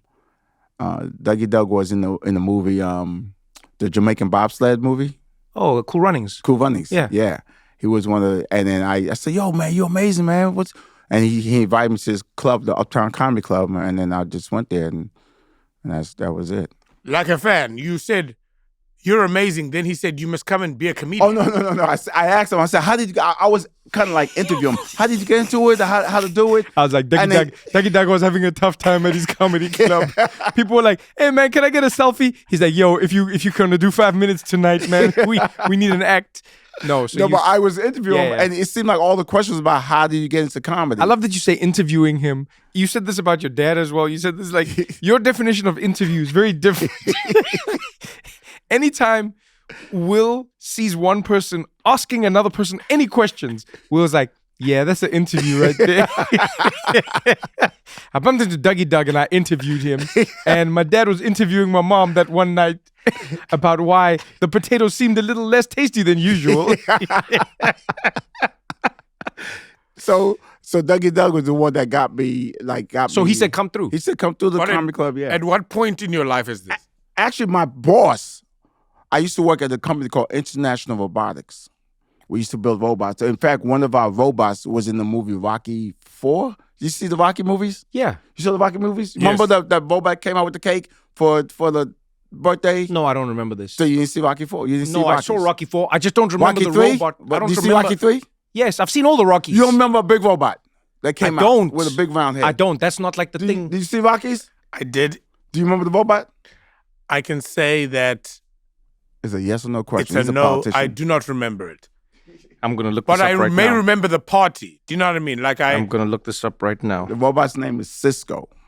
Cisco spelled how? SICO. Is this when you're an engineer? Yeah. I was working at that company. Where did you go to school? I went to school in New York Tech and City College. And then And I there got a was job at Oh, Internet. damn, here it is. Paulie and his robots. Yeah. When Paulie the robot Rocky's comes out. brother-in-law. See it? Where's the word? Happy birthday, Paulie. Oh, yeah, I don't remember the scene at all. I don't remember this at all. You see? I would be lying if I said I remember this But you scene. said you saw the movie though, right? I've definitely seen the movie. This, I don't remember. Yeah. So that was your robot? I worked on that robot. No ways, Will. Yeah. You were in Rocky? No. No. I worked on that robot after. I came to that job after that was Okay, movie, yeah. got it. But that robot was still at the job I was working on. And so my boss at that job, he's the one that actually told me you should do stand-up. Was this his way of soft firing you? No, actually, he allowed Hey, me. Will, I've seen some of the work that you've done. You should think of comedy, man. You should, You should quit the yeah, day man. job. I saw the way you connect those cables. You would be a very funny guy. He actually said, quit the day job. So he said you should be a stand-up comic? Say, don't quit your day job. Yeah, You he get that? said quit your day job. Yeah. So he was a stand-up comedian. So he gave me a CD, Robin Harris CD, and I listened to it every day for a year straight. I couldn't stop laughing. I laughed almost every time I listened to that CD. I'm like, yo, is this happening somewhere? Where can I go see comedy like this? Then a few months later, that's when I ran to Dougie Doug in Harlem, and then he invited me to do. What was it like the first time? So you get to Dougie Doug's club. I was just like a student-ish or a customer. Yeah. And they knew that I wanted to be a comic, you know, the people that was running the show. And one day they had no comedians because all the comics was playing some celebrity basketball game. And they say, hey, you want to be a comic, right? I'm like, yeah, but I'm not ready. Say, yo, you on tonight? And I went on that night and I bombed. What did you talk about? I think one of the jokes were, I don't necessarily, because my English was pretty bad now. I said I don't necessarily pronounce words properly. I made a list of all the words that I don't pronounce, and I pulled out the dictionary and I threw it on the floor. That's a funny joke, Yeah. actually. And Did you show that it was a dictionary? I can't remember. Yeah, that's probably why it didn't work. Yeah. Because I think that's the kind of gag where everyone has to see that it says dictionary. Yeah. Yes. And then you... Yeah. That joke can work very well. And And that's also like more of like a comedy festival joke than a comedy club joke, I think. Yes. You know what I mean? I mean, I ain't know any brother. No, I'm just saying. I'm just saying that you go back in time and you tell Will that was a good joke. You Yeah, might have bombed, but it was a good joke. But yeah, I bombed my ass off. But I remember that night after that show. No, they didn't understand it. I gotta find a way to make them understand. Because one thing that blew my mind, I was watching a Richard Pryor, right? I'm like, man, this guy's funny as hell. Then they showed the audience, it was an all-white audience. I'm like, I just assumed the audience was black because he was telling blackish jokes. And so when I was like, oh, comedy's for everybody. It shouldn't just be for a group or you know. Just your people. Yeah, or your people. You just gotta find a way to get. It's all about language. How do I interpretate this? You know, this is why. How do I what? It's funny that he just said it's about language, and then Wil pulled a Wil and said, "Did you say interpretate?" Interpretate. Man, No, Dave don't. He's not. No, you I have that know what you were dictionary? saying. I know what you were saying. because you interpreted it in your head. I did interpretate it in my head. Yeah. Have you always done that, by the way? That's probably one of my favorite things about you as a human being. What's Yes. that? Is that like you've just substituted words in your head? Yeah, my brain looked for the nearest word. All right, that should be it. Yeah, but you've done this with, you just say like the craziest word where I'm like, but it's always adjacent. Yeah, we know what you're saying. Yeah, like interpretate. I'm like, yeah, that's correct. and I'm it's- willing so to wait, accept. what's the If it word was a then? game show, I would accept it. Interpret. What's the- Interpret. So what's interpretate? I don't think that's a thing at all. But No, that. but what I love is I always understand it. Oh, okay. and You speak that's a fluent word. Will. I do speak fluent Will. That's what And Patrice O'Neal used to say. that's a word. That's one of those words that should have been a word. Interpretate. It's not. It's not so bizarre. Yeah, it's not. It's not a like- bizarre word. Like conversate. I heard conversate is not a real word. No, conversate is a word. Conversate is a word. Or is it politicking? Politicking is now a word, I No, think. conversate wasn't a word. It became a word. I think it became when No, I. all words weren't words and they became No, words. but people when they use People their use it slang in a different. way, and then it So you should just do interpretate more. right, like yo, 'Cause I it was used to be politicking with this converse. girl, but politicking is Yeah. You know, we used to converse, Yes, not converse conversate. is another one, right? No, I'm saying converse. was the word. Then conversate is like a cool way of saying it, I imagine. I guess. And then but I don't. If I had to bet like Webster's dictionary or whatever for conversate, I would go. You willing to bet on that? I would go. No, because I didn't hear conversate when I was growing up. You hear conversate? I heard converse. Yeah, you're correct. Converse is a proper way. Yes. Yo, conversate goes back to the 19th century. Yeah. That's what I'm saying. No. So Conversate's been a thing. okay, cool. Conversate Used for over 200 years. Okay, but you see, conversate. Okay, this is my point. Yeah. You see, interpretate. Mm-hmm. Well, actually, here, this actually is you, funny enough. Conversate, they say here, conversate is a valid word. So converse is the standard widely accepted verb for engaging in conversation. Conversate is a valid word, but it is often viewed as a not real word by strict usage guides and is labeled non-standard. That is one of the craziest thing ever. That's what I said. It's a valid word, but it is often viewed as a not real word. Yes. Wow. yeah. Yeah. 'Cause That is I remember my teacher used to tell me, conversate is not a real word. Kids would be like, yeah, I was conversating with, and the teacher would stop the whole class. That's not a real word. It's converse. Yes. But it is a real word. Yeah, but look. Every according- word is sort of like a real word, but Yes. but what I'm saying is that certain words sound like they could be a word. Yes. Interpretate is Conversate, one of them. interpretate. Yes. Yes. Some are like wrong. I think but you're just ahead of your time, Will. Also, a word misused for a number of period of time, it becomes a word, Yes, that's true. right? Except for Pacific or specific.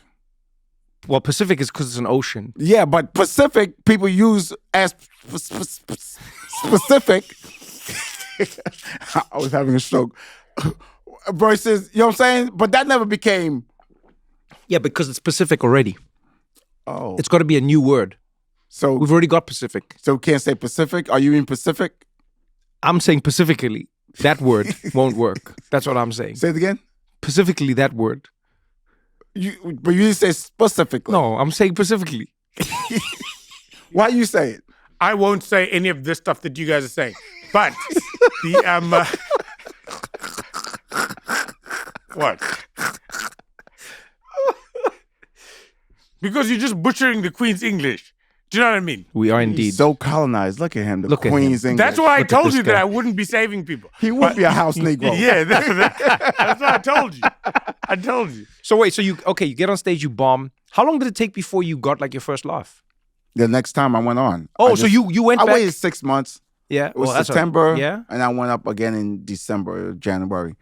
And, What did you change? I made sure they understood what I was saying.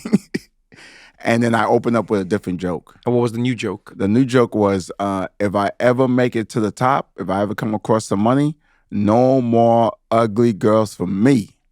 Because I'm ugly too. Two wrongs don't make a right. That's a good joke. That's a great joke. Now, That's got a That's Now, in misdirect. between, That's a nice one. in between bombing, and this whole thing, what happened? No, I mean, in the sense, because you obviously did not go on stage. I kept replaying that moment, even though it was like trauma, Yeah. getting booed. But I kept replaying in my you head. got booed. The first time.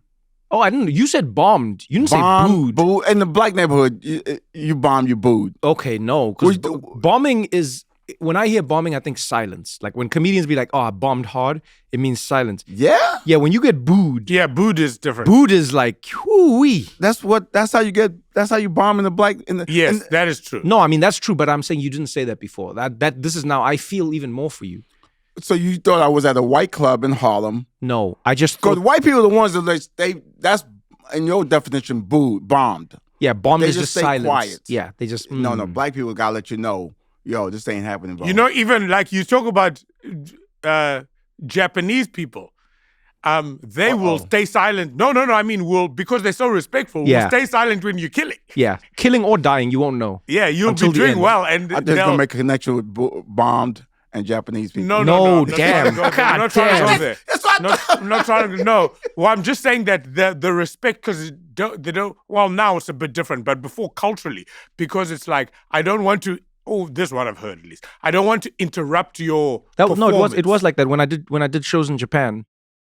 Then there were a lot of Japanese people in the audience, and I thought I was just not connecting with them at all. And then there were a lot of expats as well, so people from all over the world who live in Japan. They were having a good time. And then I remember after the show, I met a bunch of people in the streets. This was in Tokyo. And then a lot of Japanese people came up after the show and they're like, oh, can I get a selfie? Can I get an autograph, etc. And then there were a few people, and you know how it is as a comedian. You remember the people. Yeah. And I was like, yo, you laugh. didn't laugh once. And then he was like, oh, no. He's like, I couldn't laugh. He's like, I didn't want to laugh while you were there. It was very funny, but I didn't want to interrupt you. And I was like, man, that is the exact opposite reaction that we were looking for. This is the exact opposite reaction. You know, when I was in China, right? This is how amazing Chinese people are. I did shows in China, and there would be Chinese people sitting in the audience not laughing, right? And then they'll come, and then so there was this one Chinese guy. He followed me to all my shows. By the 7th show, I'm like, dude, you come to the shows, you're not laughing. He goes, I'm learning English.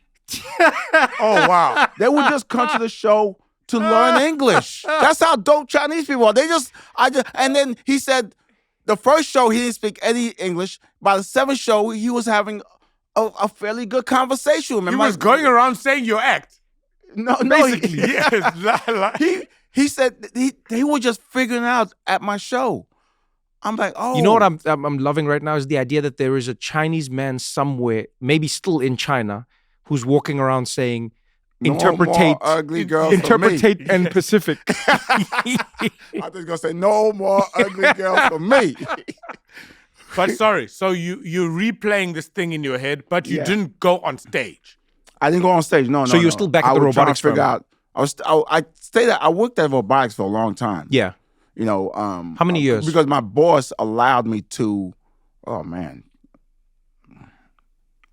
Maybe 7-10 years. Oh, 7 yeah. This is 7 a years. full job. Yeah. And my boss allowed me to do shows, and because sometimes my shows will, and he gave me the keys to the shop. He said, "I'll just leave a work order. You come in 3 o'clock in the morning. You just come after my shows, work on the robot, check off the list on things I did, Yeah, and then yeah. leave." And so that made it. That's a great easy. boss, man. It made it easy until someone told me. He said, "Man, you would never take comedy far," because he asked me, comedy or I'm like, I'm really loving comedy. He said, "You'll never take comedy far as long as you have that safety net."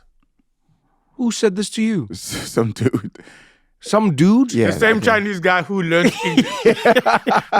Yo, what? Yeah. So because you would never. And you take- believe this person? Yeah. So I quit my job. That is the worst advice anyone could ever give anyone. As long as you have a safety net, you won't. I think the exact opposite is true. Mm-hmm. If you want to enjoy your comedy and you want to be a great comedian, just have it as your hobby. Do it as I think there's nothing worse for an audience than the smell of desperation. Mm. You know when a comedian gets on stage and the audience is like, this person needs us to laugh at the jokes. or their rent won't be paid. I thought There's a different feeling in the room. I thought only animals could smell. No, humans can fear as well. and desperation. No. Humans can as well. Trust me. Okay. Trust me. When a comedian gets on stage and they're doing it for the love of comedy, like really for the love, like when Dave and I started doing comedy shows in South Africa, like Dave would put this room together. It was weird. It was hard at first. It was this whole thing, but there was no money, and we did the room for the room. We did it for comedy, and then we like had jobs and we'd get money from other things. But I've always felt the comedy that comedians make from passion is far superior to the comedy they make from survival. Yeah, that's true. There's just like a joy, man. There's a different type of, Yeah, you go out because you want to go out. Yeah. And also you're not pandering to an audience because that's your livelihood. So you don't go, let me make this joke because this joke works. You're going, I like this joke. Let's figure it out. And I can afford to like this joke. That is true. You know what I'm saying? Yeah. Because when you're doing it because you have to survive, you do everything you gotta do to get for the last. Exactly. So you can keep getting work. Yeah. Versus like, I'm just, hey, it didn't work. Well, we'll try another time. Exactly. That's genuinely my opinion. But I mean, sorry, question. No. While you're doing this kind of comedy and stuff, no, I mean work/comedy. How long is this work/comedy going for? I don't know. No, I mean, is it like from day one of working at the engineering, or is it like towards the end? You know what I mean? No. Towards the middle-ish. Middle-ish. Okay, yeah. Cool. And then are your family seeing you? No, because we were not allowed to do, because comedy was like, my dad and my mother was like, no, just make us laugh if that's the case. You're throwing your future away. Like, you had to be an engineer, you had to be a doctor, you had to be a lawyer, and because the thing was, education, good job, then you get a family, then you take over the house. Yeah. Only in America where you when you turn 18, you leave the house. In a Haitian household, well, at least when I was growing up, no, the family always stayed together. When you become 18, then you get a job, blah, blah. Then when you get a good job, you get a wife, all right, now you're the head of the house. Oh, you just take over the household. You just take over the household. I think there's a version of that and in there's sort of every culture. Brothers, then they take over their wife's household, and vice versa. But you don't leave the family ever. It's like Fast and the Furious. Yeah. It's all about family. It's all about family. It's all about family. Yeah. So family was a big thing. And so you saying comedy is basically like saying I don't give a shit about family. No, because they didn't see value in doing stand up.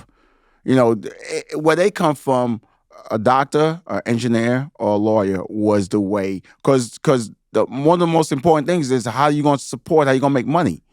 So and the top things to make money was doctors, lawyers, engineers. What did they do when they discovered you were doing comedy, like you were moonlighting as a comedian? So one day I did a show that came on late at night. I didn't think it was going to, my mother normally go to bed by 10. And so my little brother came and she said, hey, Ma, I saw you on TV. Oh, man. I was, what'd she say? You'll see when you get home. And then my mother's in the living room talking to her friends, and I walk in. We had the living room with the beads on as a door. Yeah. So I walked in. They all heard me coming through the beads, and they just look, and they all start talking. And one of them go, "Is that the comedian there?" And they just started laughing. I ain't say nothing. They just started laughing. And my mother, yeah, that's my favorite son.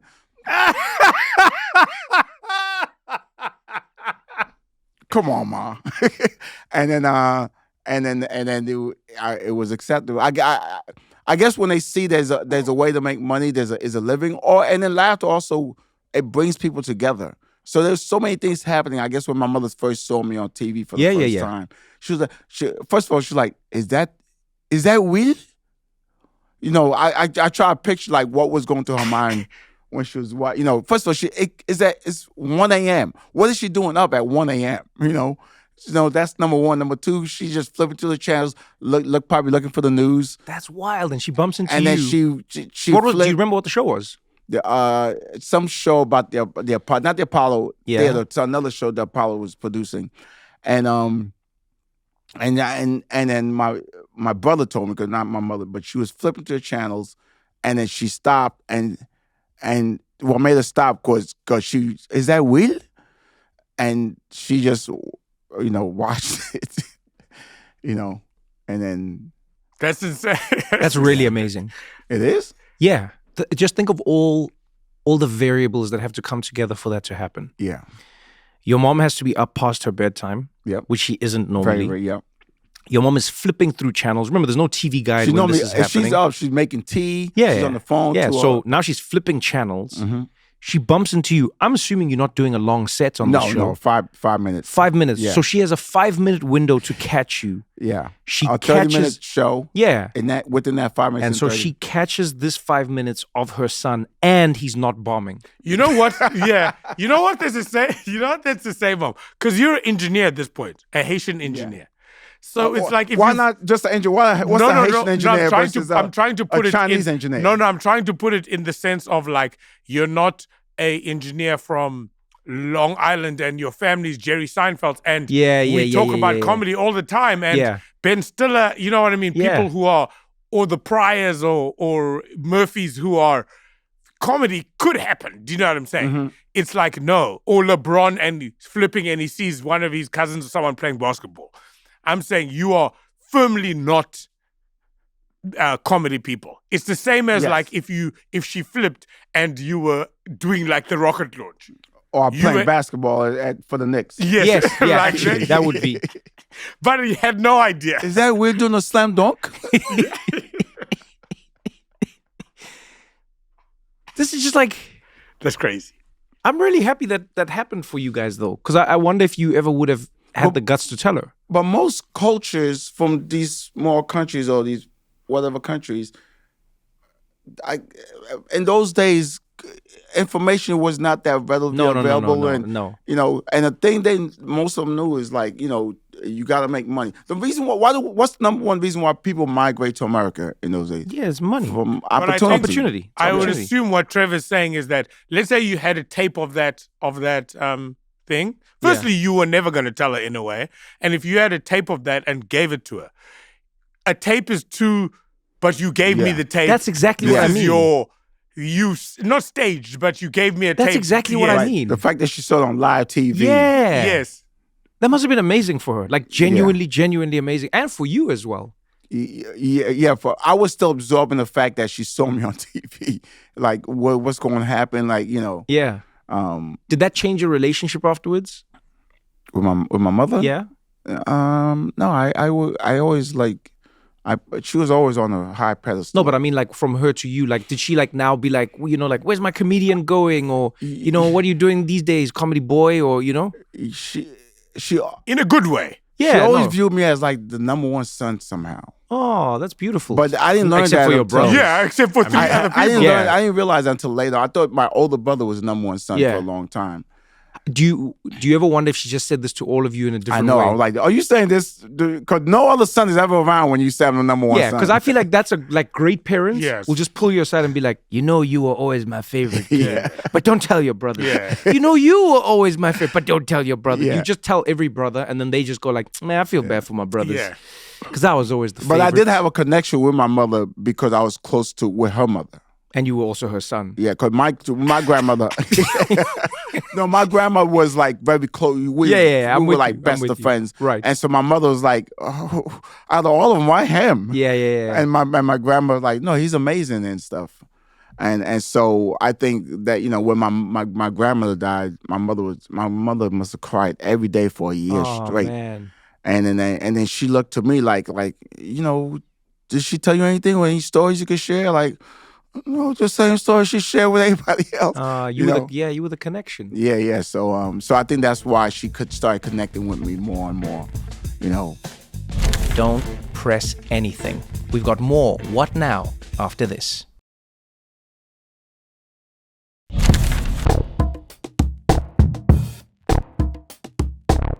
When would you say comedy like clicked in your life? Like, and I mean like click, because I mean, already when I met you, you were a regular hosting shows at the Comedy Cellar, and the Comedy Cellar is one of the most discerning comedy institutions in the world. You know what I mean? Like, it doesn't matter if you have 10 million followers on social media. SD is not going to put you on stage at the Comedy Cellar. But you could have 5 followers and she'll put you on stage. Yeah. Well, that's the thing about SD. What a lot of people know, the Comedy Cellar, one of the most successful comedy clubs happening right now. Yeah. And I blame SD. You blame her? In a good way. Or you credit her? I credit her. Oh, okay. You said one of those words I'm using. Yeah, okay. Yeah. So she's the reason why, because she just don't put a lineup up. She actually watched the videotapes at all the shows, and then she determines, okay, I got to put this guy on first. I got to put this person out there, because this person, I can't follow this person. She actually studies comedy. Yeah, and you can tell, man. And she puts an amazing lineup up, which is why we get all these shows happening at the Cellar, and we get more work. Yeah, and they care about comedy itself. Yeah. And you see it in the product, and then the people feel it when they come in. But what I mean about clicking is then you have Liz, the manager, who doing an amazing job, because they was going through different managers and they couldn't get it together. When they got Liz in, it all clicked in. Amazing lineup and amazing management, you know? But then back to what my dad said about having a good woman in your life. Oh, yeah. I think the owner of the Cellar, he has 2 great women in his life, and they doing amazing things. It's like, you know, people always, let me not say people, I don't know, but the world discredit women so much. They put women down, and women got to work twice as hard. Yeah, but the thing is, half the recognition. women are way smarter than men, I feel like. But, you know, we got the guns and power. Well, I don't have any guns. No, you know, saying that. No, I'm joking, Will. I'm joking. What I mean about the clicking, though, is like I go, when you look, I don't want to say back, because it's not like your life is finished, but when you look at your career in comedy now, you have to admit it's pretty crazy that you've done shows with, like, you know what I mean, you are touring with like the Wayans brothers. Yeah, Wayans brothers, Wayans brothers. Yeah, Katt Williams. Katt Williams is amazing. By the way, don't listen to none of the stuff about Katt Williams. That dude is amazing. Oh, that's the stuff I heard. What do you mean? What's the other stuff? That he's nuts. He's not. Katt Williams, he's the only person that I know. You might know someone like this. He's the only one that I know. When he gets to a town, he'll get the local paper and read the whole paper, and his first 10, 15 minutes or 20 minutes will be on that town. The crowd go crazy. It's almost having like a local opener open. Yeah. But it's Katt Williams. But it's Katt Williams that's telling jokes about your people. One of the most fascinating people and he loves comedy, man. Oh, yeah. That man loves comedy. Yeah. Loves comedy. One of my favorite things that ever happened in my life was, I probably like credit Katt with even giving me an opportunity in comedy in Los Angeles. I used to try and get spots at the Comedy Store? No, the Laugh Factory. Couldn't get any spots. They were always just like, yeah, come back next week. Yeah, come back next week. Yeah, come back next week. Now, the funny thing was, I was doing pretty well in South Africa, but these guys didn't know who I was. And they didn't need to know. There's no reason they should have known who I was, you know? So I just show up every week. And because South Africa's comedy scene was so intimate, you could just show up and say, hey, can I perform? And people would be like, all right, get on. It was like Dougie Doug's club. It was like the black clubs in America also. You just walk in. Yeah, it's just like, all right, come on. So I get to LA, go to these clubs. Man, everyone. And the thing about LA is nobody says no in that town, right? Because everybody in that town is not sure who you are or who you may end up becoming. So they never want to be the person who said no to you. So it's just a town of people saying fake yeses and maybes that keep you on a treadmill of hope. Yeah.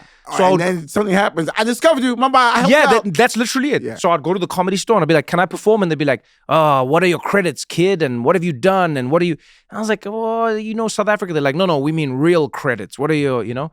And I'd go to another club and another club. And anyway, you pull out your credit cards? And I would just go, this is something I'm trying to do. Well, whatever. I didn't really mind. And so one day I'm at the Laugh Factory, and the comedian, the guy who was running it actually, Pookie Wigington. You know Pookie? Yeah. Yeah, everybody knows Pookie. Yeah. So Pookie would like put on the show called Chocolate Sundays. And they go, hey, the comedian who was supposed to go on dropped out. you hear like every week, they're like, you ready to go up? I was like, yeah, I'm ready. So they go, okay, you're going to go on before the host, before the opener. Oh, you have to warm up for the host. Yeah, but they didn't tell me that. They didn't explain that. Because I don't know if you know this, Dave. I didn't know this. In some clubs in America, they have a comedian who comes on before the show starts.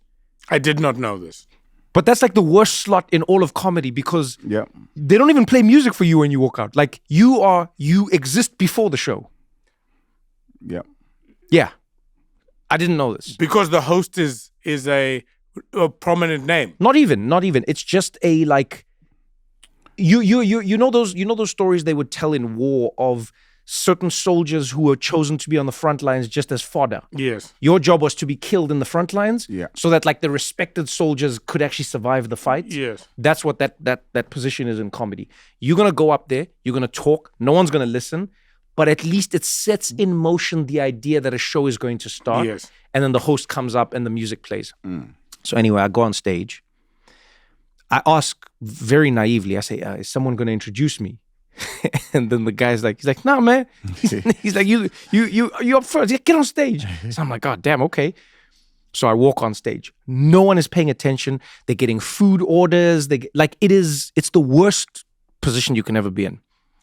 So I start doing like my set. You know, I'm like telling the joke, but no one is listening. No one. They gave me 4 minutes or 3 minutes. I even remember then I was like, 3 minutes? Like, what do you say in 3 minutes? Hello? And you know, so I start doing my set and about like a minute in, it's now just silence. So the room they're done taking orders, but now it's just silence. You got the attention. Yeah, but the attention is just like, what is this man, what is happening here? No one laughing, no one doing anything. I hit like a minute and a half. And then all of a sudden, you hear like I hit a punchline, land on a punchline, and then you hear one person, the back of the room, top of the room, you know that balcony? Yeah. One person. Ah.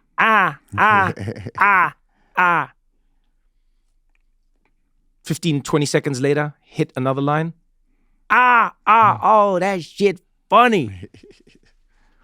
20, 30 seconds later, now the room starts turning because they're like, the room has decided this is not funny. But there's somebody who's like laughing so loud that they're almost like offended by this. So the room turned, they keep turning. Everyone's trying to turn to see what's happening. And then eventually they look, and I don't know if he leaned or whatever. It's Katt Williams.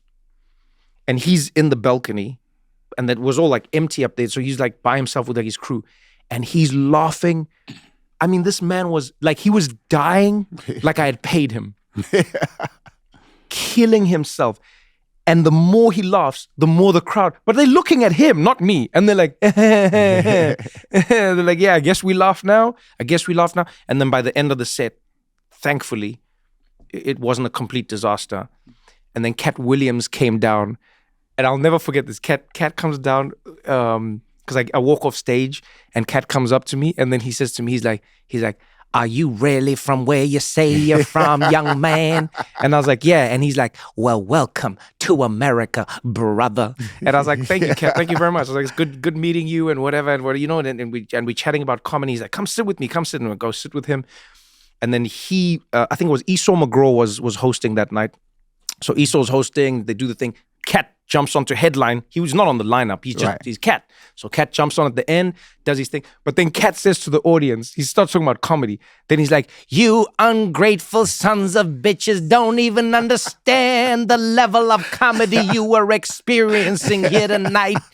This young man from South Africa stood on stage and he regaled you with some of the finest humor, but you ignorant people of Los Angeles were unable to comprehend what you were experiencing, and this may never happen again in your lifetimes. And then he looks at me in the balcony. He's like, my African brother, I apologize for the ignorance of these who were gathered here in your midst. And now I'm like, yo, bro, you don't need to do... But he just went on and he killed, and he did like, you know, he did whatever. He did, you know, current affairs, did his own material, did his own stuff, did whatever. And then the way they treated me after that, I will never, like, they were like, yo, so you coming back next week, man? Yo, you, and people were giving me cards like, yo, I got a club, you got to come and do this thing, man. Yo, the guy with, genuinely, Katt Williams. That guy loves comedy. Yeah. Loves comedians. Loves the, like, he goes to what I'm saying about, like, even when I see Katt Williams on stage, I feel like Katt Williams is doing comedy for the joy of the thing that he's doing. Yes. Does that make sense? Yeah. He does not feel, he reminds me to do comedy for the joy of comedy, not for the business of comedy. And the thing is, the business of comedy is so powerful that it can pull you, but the joy of comedy is the thing that'll sustain you. Yes. You know what I'm saying? Yeah. Katt Williams, amazing person. He actually, I feel like he does comedy at his level.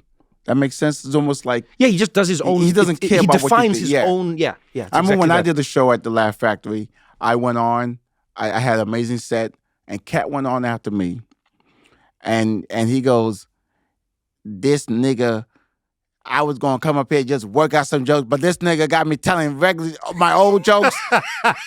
And and the thing is, the way he was saying it, I'm like, is he really mad at me? Right? So after the show, I saw him say, "Hey, I need to talk to you. Come here." I'm like, "Oh shit," he was mad. He's like, "Listen, man." He went in his pocket. And I'm like, "Oh shit." He said, "Listen, man, these comedy clubs, they don't be paying what you work. They treat you like shit." And he pulled out $400 bills. He said, "Here, take it." I'm like, "Thank you." I was so confused with what's happening. Yeah. The emotions are everywhere. I'm like, "Oh, thanks." He said, "Yeah, take it." And I'm like, wow. No one ever treated me like that. Yeah, man, Katt, it's just like, you need people like him in comedy. Yeah. Like because they love comedy. But that's what I mean. Like he pulls people up, man. Yeah, I look at your life and your career. Like the Katt Williams, Dave Chappelle, the Chris Rocks, you know what I mean? Chappelle, Aziz Ansari. Do you know what I mean? Another one, yeah. Aziz Ansari put me in his movie. Oh yeah, that was amazing actually. Did you see Good Fortune? I will now. I loved Good Fortune. Oh yeah? Yeah. Can I tell you what I loved about it is these days I think it's becoming increasingly rare to see a movie that you haven't seen before. And I don't just mean that literally, like IP. Like so many movies are reboots of other movies or stories.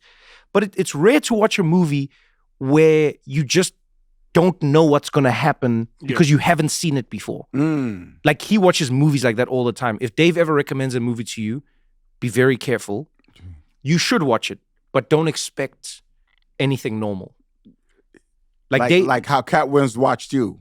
Yeah, like Dave only watches movies that have endings.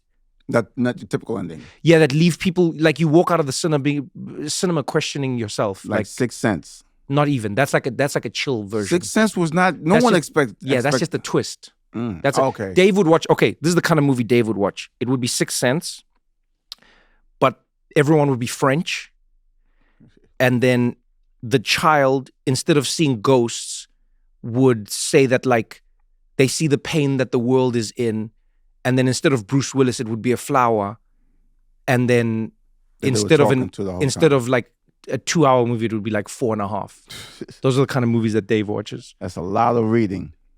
No, one of the reasons is it's a version of what you're saying.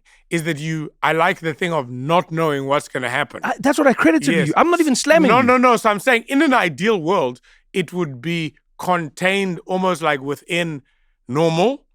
Yes, I know what you mean. Yeah, like so, because every now and then you'll see, let's say a rom-com, where you sort of like know what's going to happen in rom-com. Yes, you know exactly what's going to happen. The things are so refreshing within it that you're like, wow, That's how I felt about Good Fortune. And I'm not saying that because you were in it. I'm not saying that because of Aziz. I genuinely enjoyed that somebody tried to make something, and I think succeeded, that upended a lot of the ideas that you would have of how a plot and a story are supposed to go. Yes. Right. But still pulls it off. Yeah, completely. Yeah. And I remember watching it and I was like, oh shit, this is... And then you walked in and I was like, oh shit, Wil! I felt like it's such a weird feeling because I know you, and then you were in the movie, and I was like, "Oh shit, Wil!" And then I was like, that dance routine I did? Yeah, that was very good. It took me 4 hours to get that dance routine. Is that long? I still didn't get it after 4 hours. Oh, that's what you should mention then. You should say, after 4 hours, I still didn't have it down. If you say I got it in 4 hours, you seem like a good dancer. If you say I didn't get it, I didn't get it. Your dancing is very interesting. You saw it? I didn't see it. Are you on medication? What does that mean? aren't you supposed to be a good dancer though because you're a good boxer? That's what I was going to say, is that you recently became a boxer. No, he didn't. He recently had his first professional fight. Oh, I thought you recently became a boxer. No, this guy's been No. boxing for like 50 years. Oh, really? Is that Not where the 50 speech years. impediment okay, how come old from? are you? I started boxing 2010. Yeah. Yeah, and I got my first professional fight a Oh, month ago. no, I thought you started boxing. But I never had rhythm. When I jump rope, I skip a lot because my rhythm is always off. My rhythm always been off. Huh. I can't, when I dance, people think like you must be white down inside. I never had Haitian rhythm. family. Haitians have rhythm. We have, yes, a lot of rhythm in Haiti, but since we're not in Haiti, we're in America. My dad made sure focus on your schoolwork. So he was like, no So rhythm we- for my kids. Your dad was a hard man. Your dad was a hard guy. Yeah, your dad was a really hard man. Yeah. Is that rhythm I hear in your Yeah. room? Is that rhythm? Are you dancing to the beat, Will?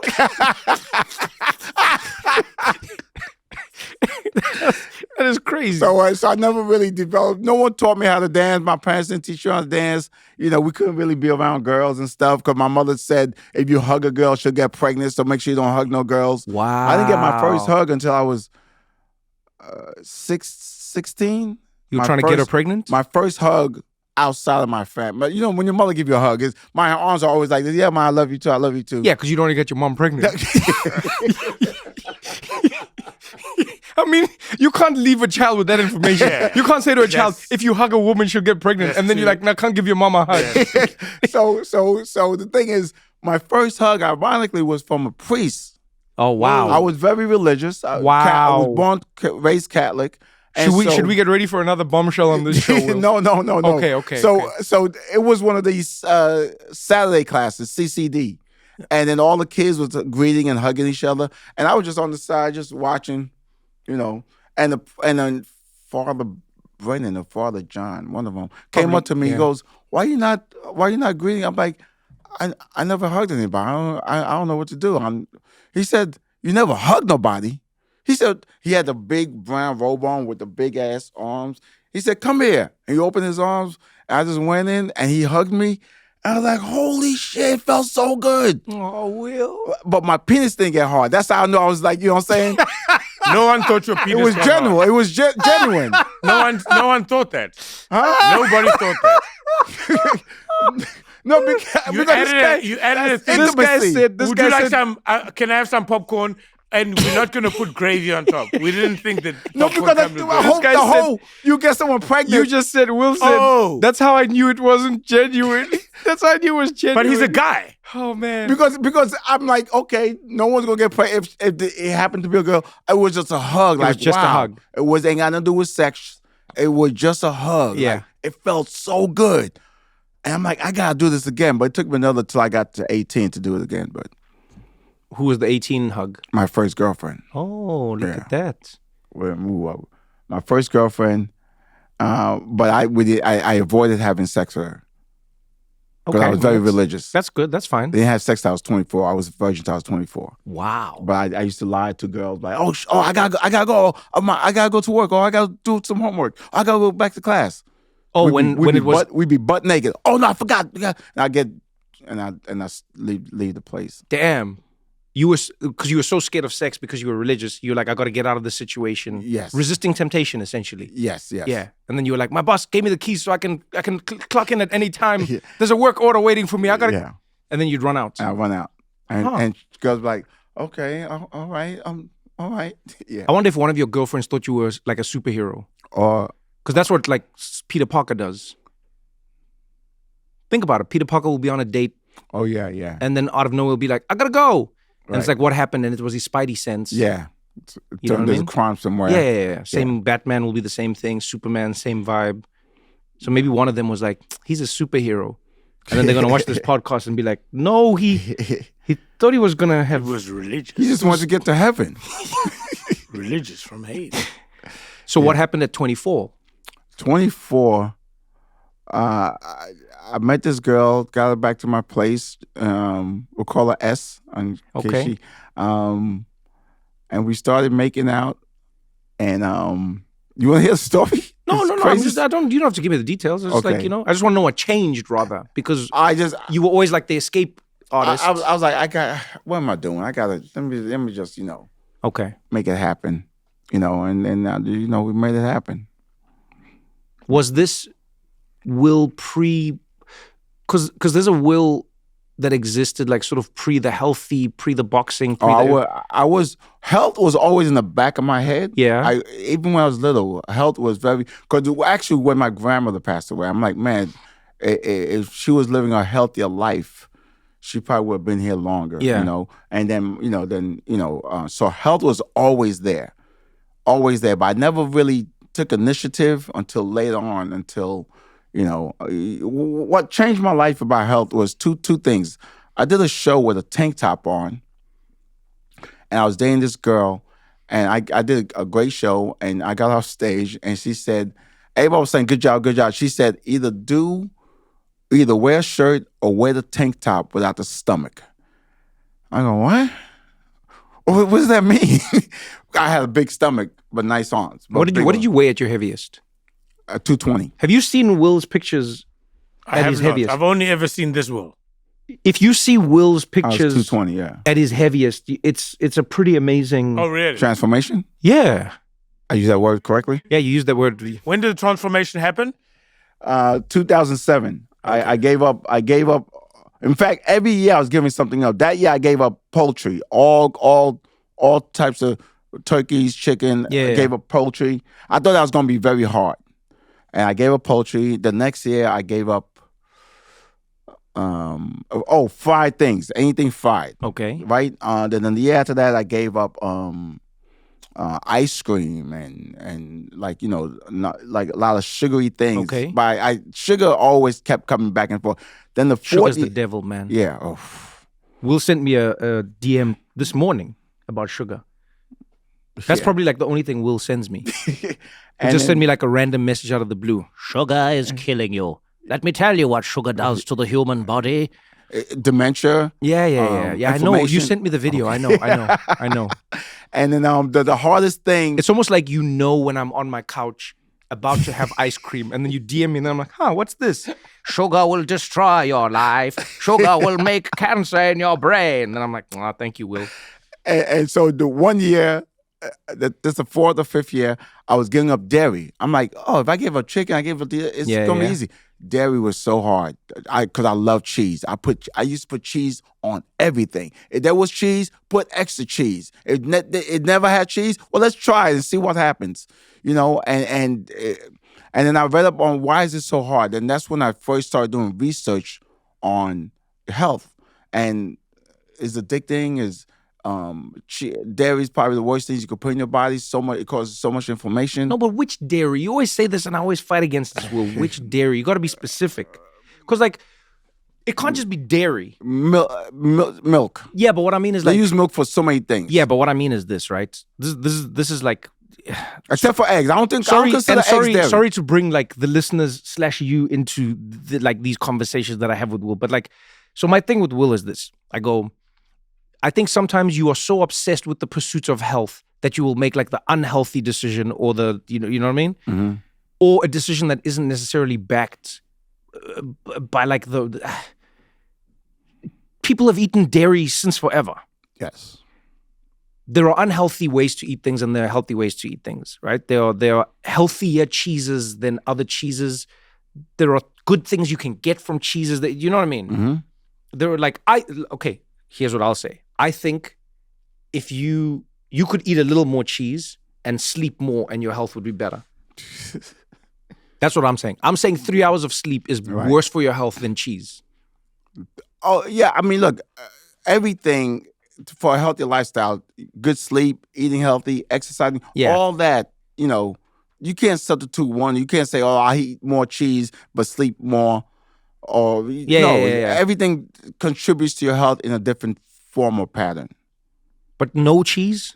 No, because it's So what do you eat now? okay. The reason, What do you eat now? You know why I gave up chicken? And people always say, "Won't get what's the healthy chicken? What's the healthy chicken? The Organic chicken? Organic chicken. Yeah, yeah. And the reason why I gave it up is because if I go someplace, right, and they don't have organic chicken, Yeah. they just got the drug infested Like chicken. free range, drug infested chicken. This man just said drug infested chicken. Right? Oh, The man. chicken they put all the drugs No, into. I know, but I've never heard anyone call it drug infested chicken. Oh, The man. crackhead just rocked up. Man, I'm just picturing like chicken that's just like on the farm and just like, oh man, come on, man. Okay, so And yeah. so if I go there, they don't have Yeah. the healthier chicken. If I got the craving for it, I'm just going to eat the bad chicken. Because you're already eating so I chicken. just like if I give it up entirely, then I won't have the cravings will eventually leave my body. Yeah. and so I won't care if I had that makes sense. So, yeah. So, I just, but what do you eat now? basically I'm a pescatarian: fish, veggies, fruits, and nuts. Those are. Are you worried now that fish is being farmed and is becoming sick now and it's not? Well, I try not to get farm-raised fish. I Yeah. get my fish from a place that they catch the fish fresh Yeah. and they ship it to your house real quick. Oh, wow. Yeah, I didn't know that that's a thing. yeah. A place called shout out some place Yeah, you can say it's from a real thing. from sea to table. From sea to table. Yeah. Oh, it's like a digital service and then you order the fish. You and order then- the fish. You could they order should have gone with like different type- Netfish. That would have been a better one. Oh, yeah. That would have been a cool name. There's a few companies, but sea to table is one I use a lot. Okay. And Do you get to like pick the fish itself, or do you just? They have different fishes. They show you the picture of the and fish. you can pick the fish you want. Yeah. And they send it to your And it house. sends you house immediately with that The hot styrofoam ice. packing. Yeah. Yeah. And then you put in.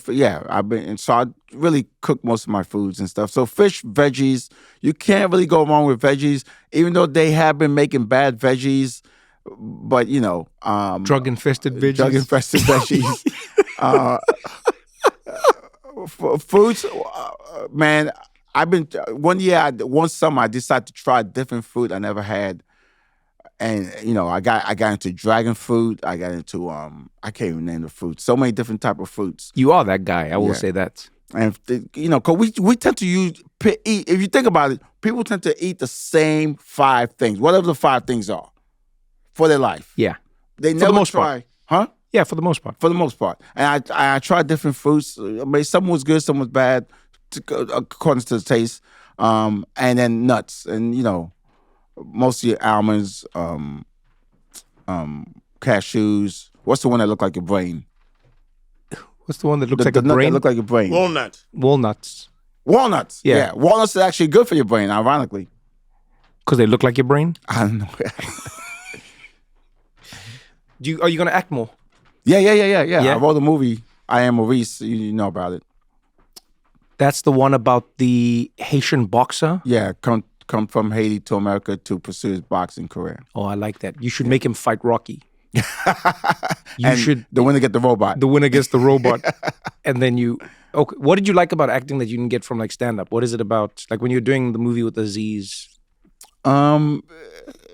It's just your creativity. So these are lines, but you be creative with how you want to present these lines. Your scene is really funny, man. Yeah. Yeah, it's properly funny. Oh, thanks. Aziz is a great writer because those are his words. Yeah, but it's fantastic. But there's some of the words I did change. Yeah, there were some wills in there. I could tell. Yeah. I could tell. When There's just like we some was on will- the balcony and then like you got me eating things I can't even pronounce because I couldn't pronounce that special dish. Yeah, no, it was good. Yeah, thanks, man. Yeah, I'm excited for you, man. I'm excited for like this next phase of your. I just no more like professional boxing. I don't think it's necessary. But that's just me. I mean, I'm happy you. No, had I just want to get out my system. Okay, cool. Yeah. Did you win? I won unanimously. That's what I'm talking about, man. That fist bump was that pun intended, no pun intended. No pun intended. No pun intended. This was great. Dave, do you have any questions before I let Will go? Are you doing a set tonight? You do a Yeah. set every single night. Every night at the Comedy Cellar. How many nights off do you take a year? I don't take any nights off. Yeah, almost nothing, right? Yeah, unless if I got to travel, that like when I go to Australia, because you miss a day when you travel to Australia, I can't perform on the plane. Oh, not yet. I can ask one question, but you have to answer it in the shortest possible way. Okay. What do you like about boxing? that it allows me to defend myself. It allows me to get aggression out when I hit the bag. Okay, great. Glove Thank you. box. Huh. It's not the question I thought you would ask, and that's not the answer that I thought you would give. Mm. But that's who you are, Wil, an international man of mystery. This has been fun, my friend. Thank you very much. Thanks for having me, man. Yeah, man, this has been Who dope. canceled? Why are you going to say that? Why would you say that? Why would you say that? I'm like, you want me? What do you mean, man? Of course I want you. You're one of my favorite people. You know this, though. Yeah. You know this. Come on, we've been around the world together. We've had meals together. We've watched sporting events together. We've done stand-up comedy together for years. We've eaten countless meals. We almost, got killed together. Remember that bus driver?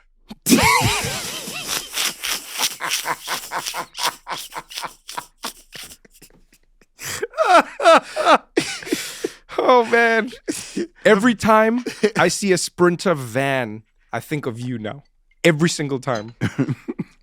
That journey started with you saying, this is how you should travel.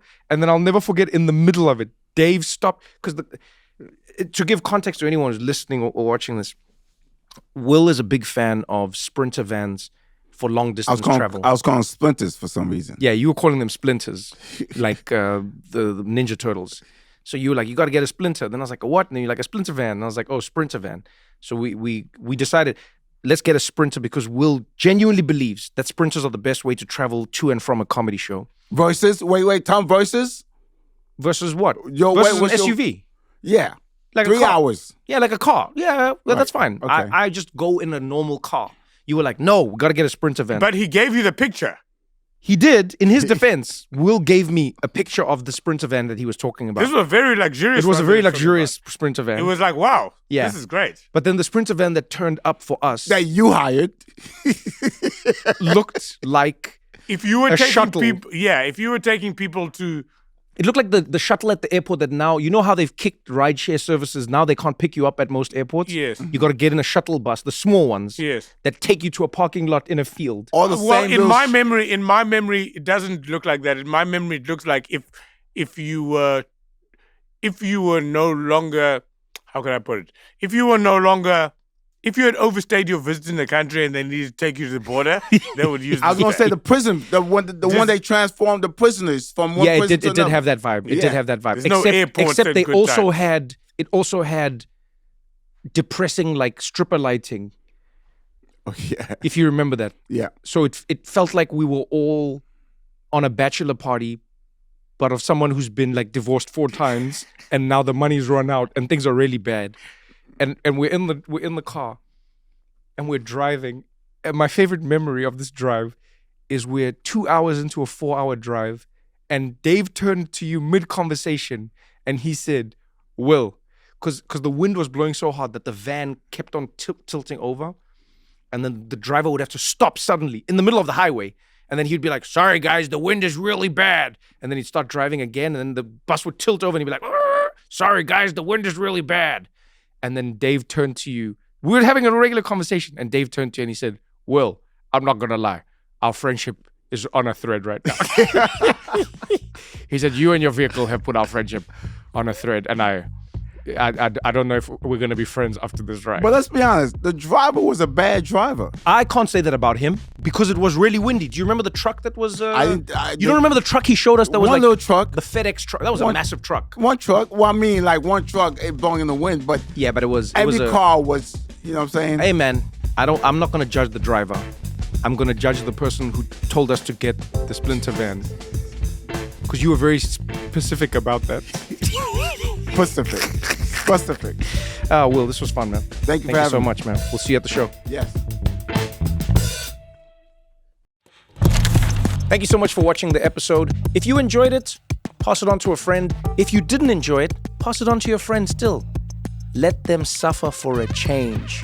And don't forget to engage with us in the comments. If you want to suggest a guest, maybe there's questions you want, maybe there's ideas that you have, you can chat to us. We will read through the comments and we'll get into it. Either way, I appreciate you taking the time. Thank you for hanging out with us on What Now? And remember, we do this for you, so we would like to hear from you. Till next time, thank you.